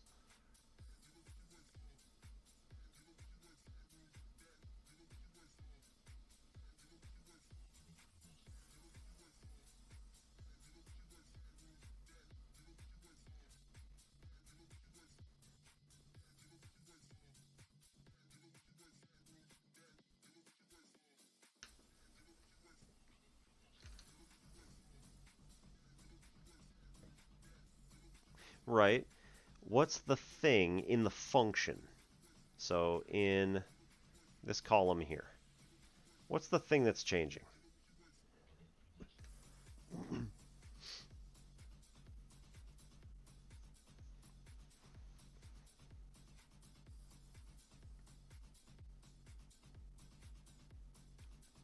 index, but yeah. So the denominator of the exponent, or the index in the root, is what's changing. And let's group them, right? So the ones that end up getting us all real numbers, right? Index, domain. And the ones that get us 0 to infinity, right? Let's make a chart here. So what are the indices that get us all real numbers? Well, it's 1, which again, technically it's bad form to do that, but hey, there you go. Sometimes a little organization is all it takes.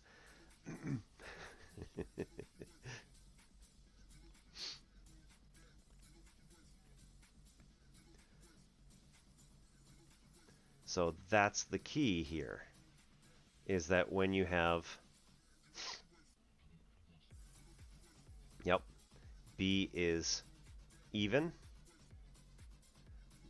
B is odd.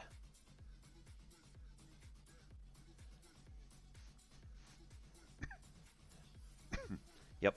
So when B is even, the domain is going to be that x has to go from 0 to infinity, or at least that's our first step, right? So we say that, okay, well, this is going to restrict our domain. If B is even, we can't have negative numbers, or at least for a real valued function, which is, again, everything that you're doing in the class. When B is odd, we start with no restriction on the domain. We're going to go from negative infinity to infinity. Now you see why I do this instead of just telling you the information.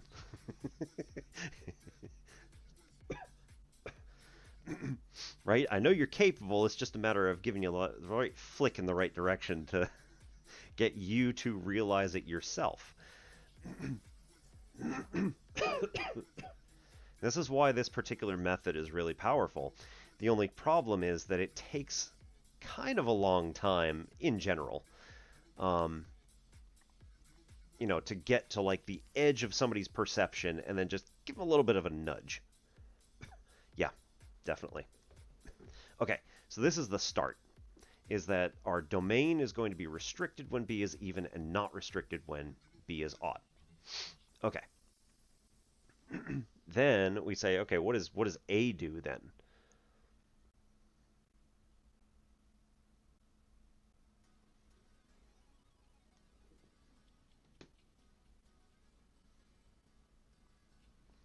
So if A is 1, well, this is actually going to do the same thing as just regular polynomials. So like I could let B equal 1. And if A is equal to 1, then that's just a linear function. If A equals 2, that's going to be a parabola. If A equals 3, that's going to be a cubic function. If A equals 4, that's going to be a quartic function, which looks more like that. It flattens out a little bit more. All right, boring. So what happens when B is like, I guess 2 will work. Let's do like 5. So like if B is 5, A equals 1 is going to get us the 5th root of this thing. Now, if you don't know the numbers, that's perfectly fine. But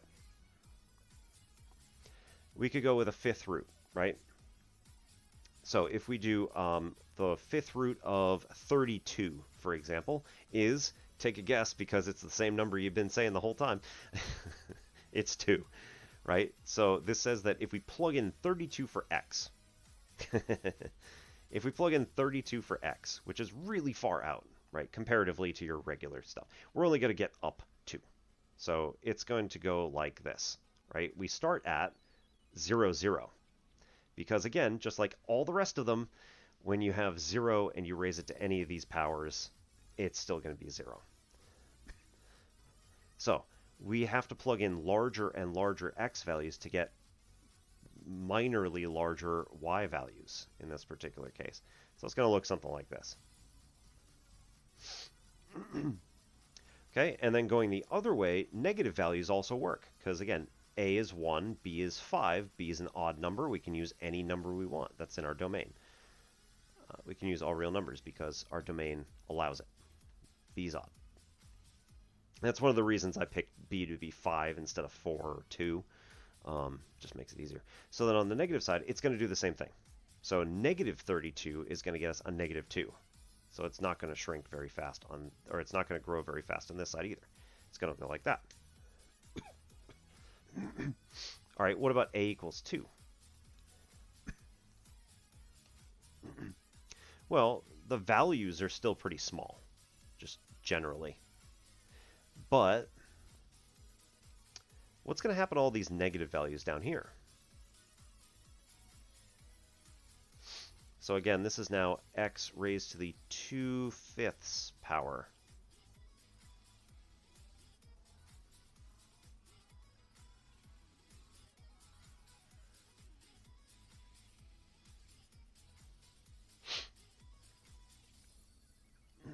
What's happening here? Y equals x to the 2/5. So what's this 2 doing? We could also rewrite it again like we did up above and say that this is going to be x to the 1/5 squared. So the positive value is over here. Not quite. So there's also something else that's playing. There's also something else at play.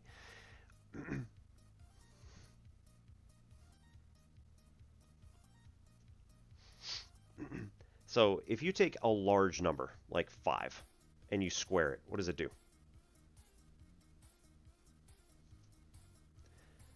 Not really. You might like this, eventually.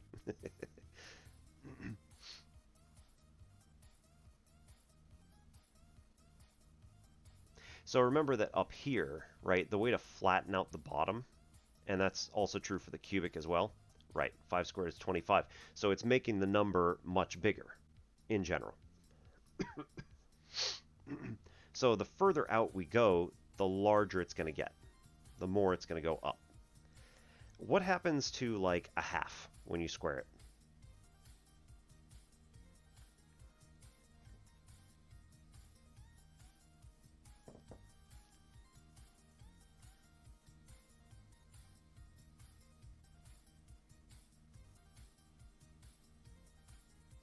Right. So values that are smaller than 1, when we increase the numerator and the exponent, are going to start getting smaller. Not a huge amount, but somewhat. So in this case, this section here that's lower than 1 will end up flattening out just a little bit. And the stuff that's out further will grow more.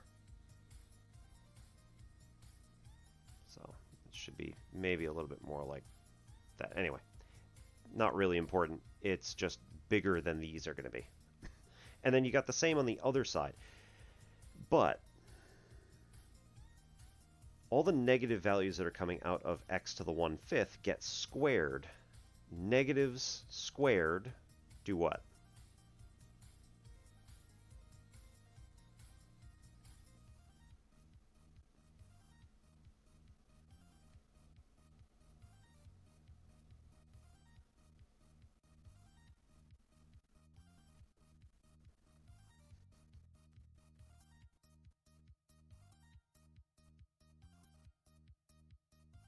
Nope.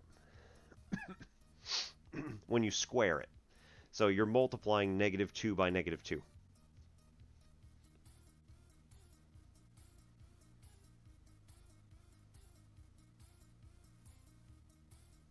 Right. And that's the important part. It's not x to the 4th. Right? It was just going to be x squared to the 1/5. Or x to the 1/5 squared. We already have the x to the 1/5 stuff up here. So we're taking these numbers that are up here and squaring them. So now, instead of having this go down this way and be bigger as far as we go out further, this actually does the exact same thing as the other side.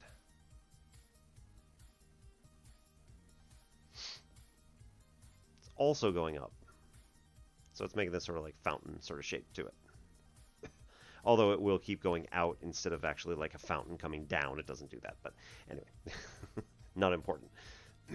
So both sides here are going to have the same behavior. I don't know, you probably know the word for this, but this is going to be an even function.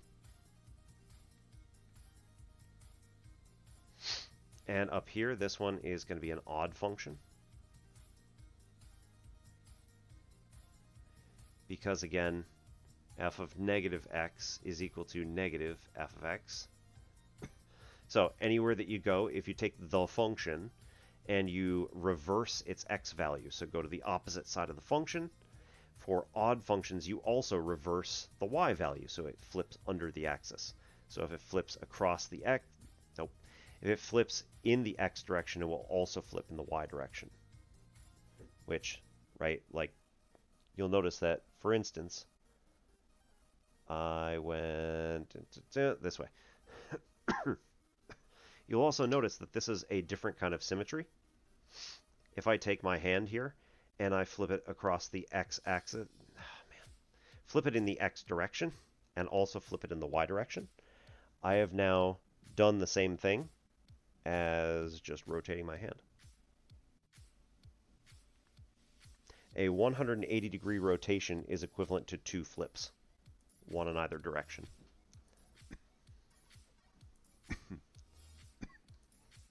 So odd functions are rotationally symmetric by 180 degrees. That's one of the easiest things that you can look at and just say like, oh, I need to flip it. No. Just rotate it 180 degrees. Is it the same thing? So in the case of this one here, right, if I rotate this thing 180 degrees, it's literally going to end up back in the same place. This stuff up here goes 180 degrees, it's back here. This stuff here, rotate, same thing. Even functions are slightly different. So even functions are saying if you flip the x value only, you get the same y value back. So f of negative x equals just regular f of x. So that's this. So our symmetry is just a flip symmetry across the y-axis, or in the x direction. I haven't decided which way I want to go with this. Anyway, if we go with a equals 3, then we end up getting something that is, again, a little bit more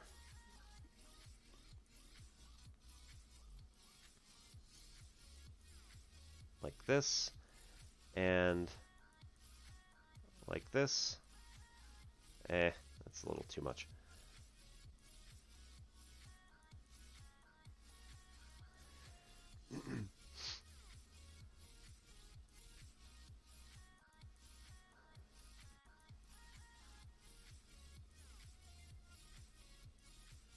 Okay, so this is, again, x to the 3/5, and it is, again, odd. A equals 4 is going to be, again, here, and this is going to go out like this, and out like this. And this is, again, even.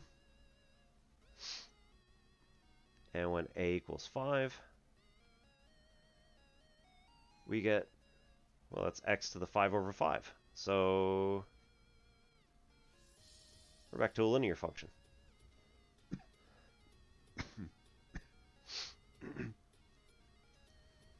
When a is 6, this is 6/5, we're going to end up with something that is almost linear and only slightly curved. A equals 7.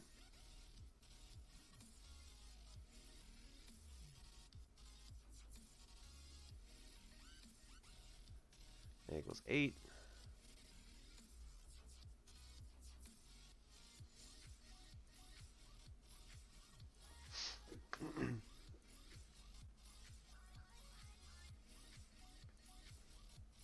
So in that particular case, it's neither even nor odd, because when you flip it over the axis for a standard square root, for example, right? So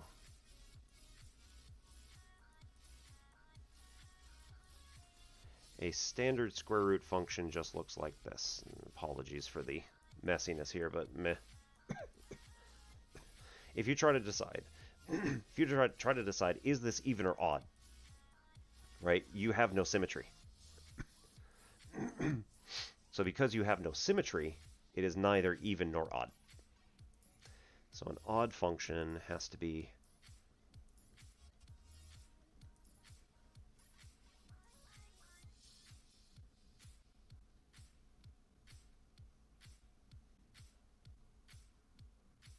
(180°) about the origin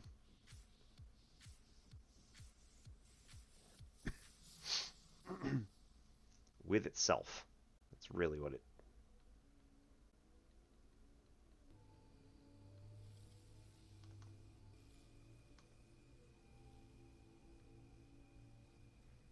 So you have to compare it to itself.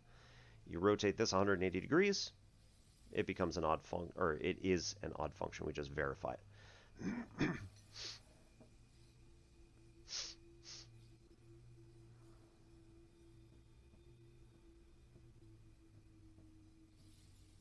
Yeah, yep.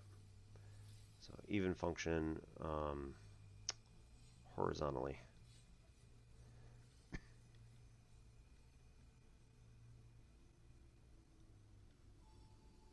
Symmetric about x equals 0.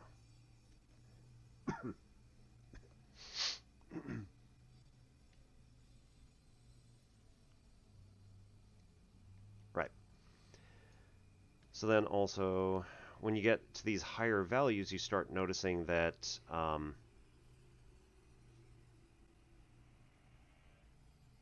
this starts looking an awful lot like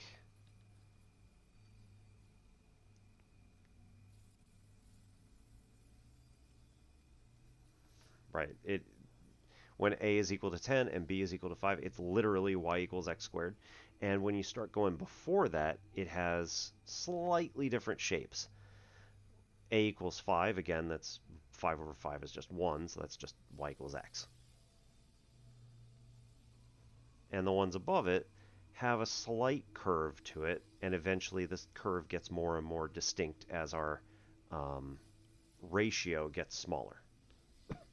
As our ratio gets bigger, then it curves more and more toward the parabolic type shape. And then it goes beyond that again. So if it is a value that is less than 1, it will go slower as it goes away from the origin.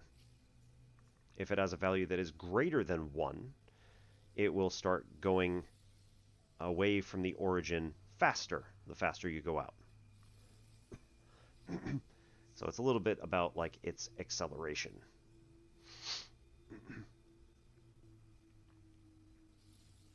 All right.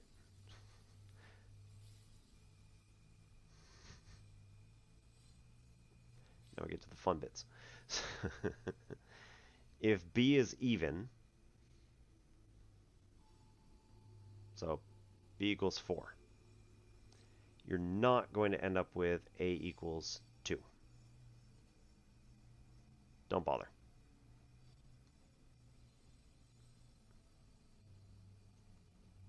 Because again, most of the time what we want is that a over b is a simplified fraction. So 2 over 4 is just going to simplify to 1/2. So like, we don't need to worry about that. It's got its own thing, right? We've already talked about it.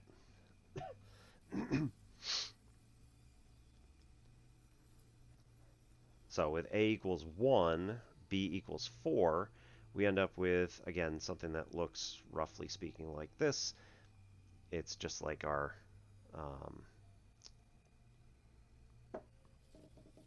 yep. It's just like our square root function. It's a little bit longer to go up, and then it shoots out faster, because again, 1, 1 is going to be the common point among all of these, and 0, 0. All right, every single one of these that's just x to a power is going to go through both 0, 0 and 1, 1. And then from there, what happens? those points are sort of like anchored in those two positions. A equals 3, we end up with, again, 0, 0, 1, 1. And this time it's like barely curved at all. And the number is still less than 1. So it's going to slow down its climb as it goes further and further out. And when it's really, really close to 0, the climb is actually steeper. Sorry, steeper than if it were just x to the first. All right, when a is equal to 5, because again, we're ignoring all of the even numbers. When a is equal to 5, we got x to the 5/4. Okay, well, this looks, again, like something that is going to curve barely at all, but accelerating upward, just like our parabolas, just like other values like that. It will go up. That's too steep.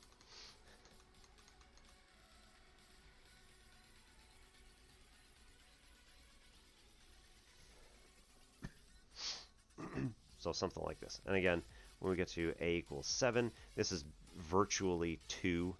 So this is going to, oh, jeez.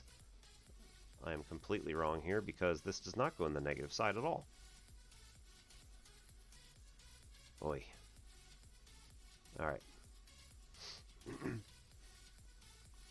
Right, and then this is going to start increasing faster on this side. Start looking more like a parabola and then like a cubic and a quartic function, etc.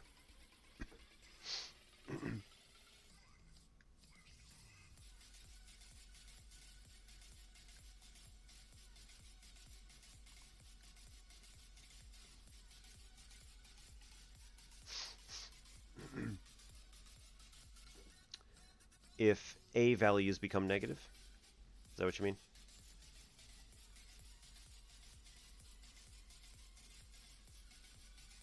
Yeah. So if you stick with b equals 2, and then you go with a equals -1, yeah. So now you get this negative exponent, which is also a square root. So what does that mean? Well, this is y equals x to the -1/2. What does negative exponent mean? Right, it's a square root of x, but this is raised to the negative first power, which we talked about this a little while ago. This is just going to be 1 over that thing. So what's 1 over the square root of x? Well, right, you found it.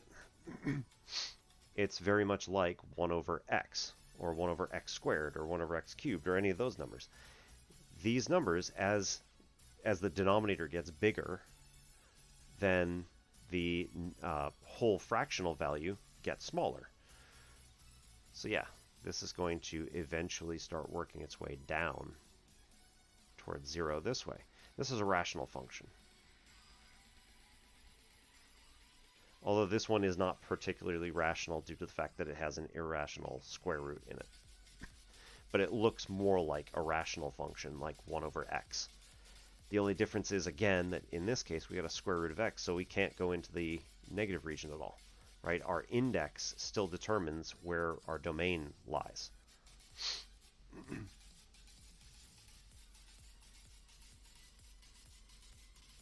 All right, then again, what about a equals -3?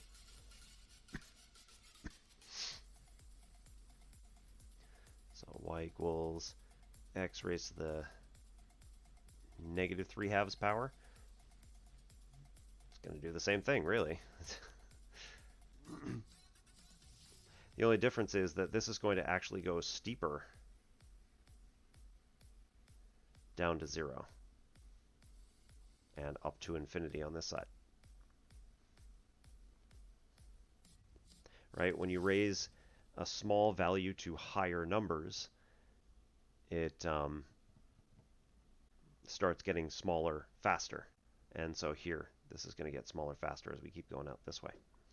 Again, 1, 1 is still going to be a common value for all these. But then the way it goes through 1, 1, right? This will be steeper coming through 1, 1, whereas this will kind of take its nice sweet time going through. Yep, no problem.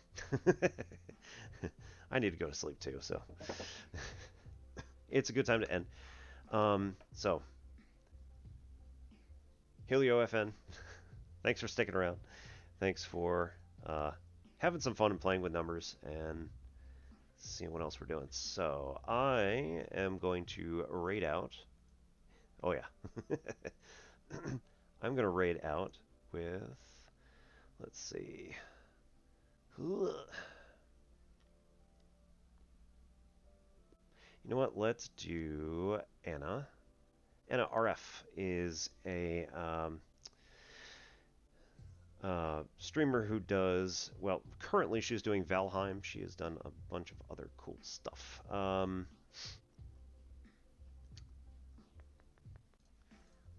So we are, oh, I'm on the wrong one. So let's raid over. Anna is currently playing Valheim. So I hope everybody has a good night, has a good week. I will see some of you back on Friday for some game time, and we'll see what I feel like playing. There's a few on my list that I want to get into / get back into. Kind of depends on how things go, and we'll see how that'll work. So I am Obi-Wan Pez. This is N Simplex Pachinko. Thank you everybody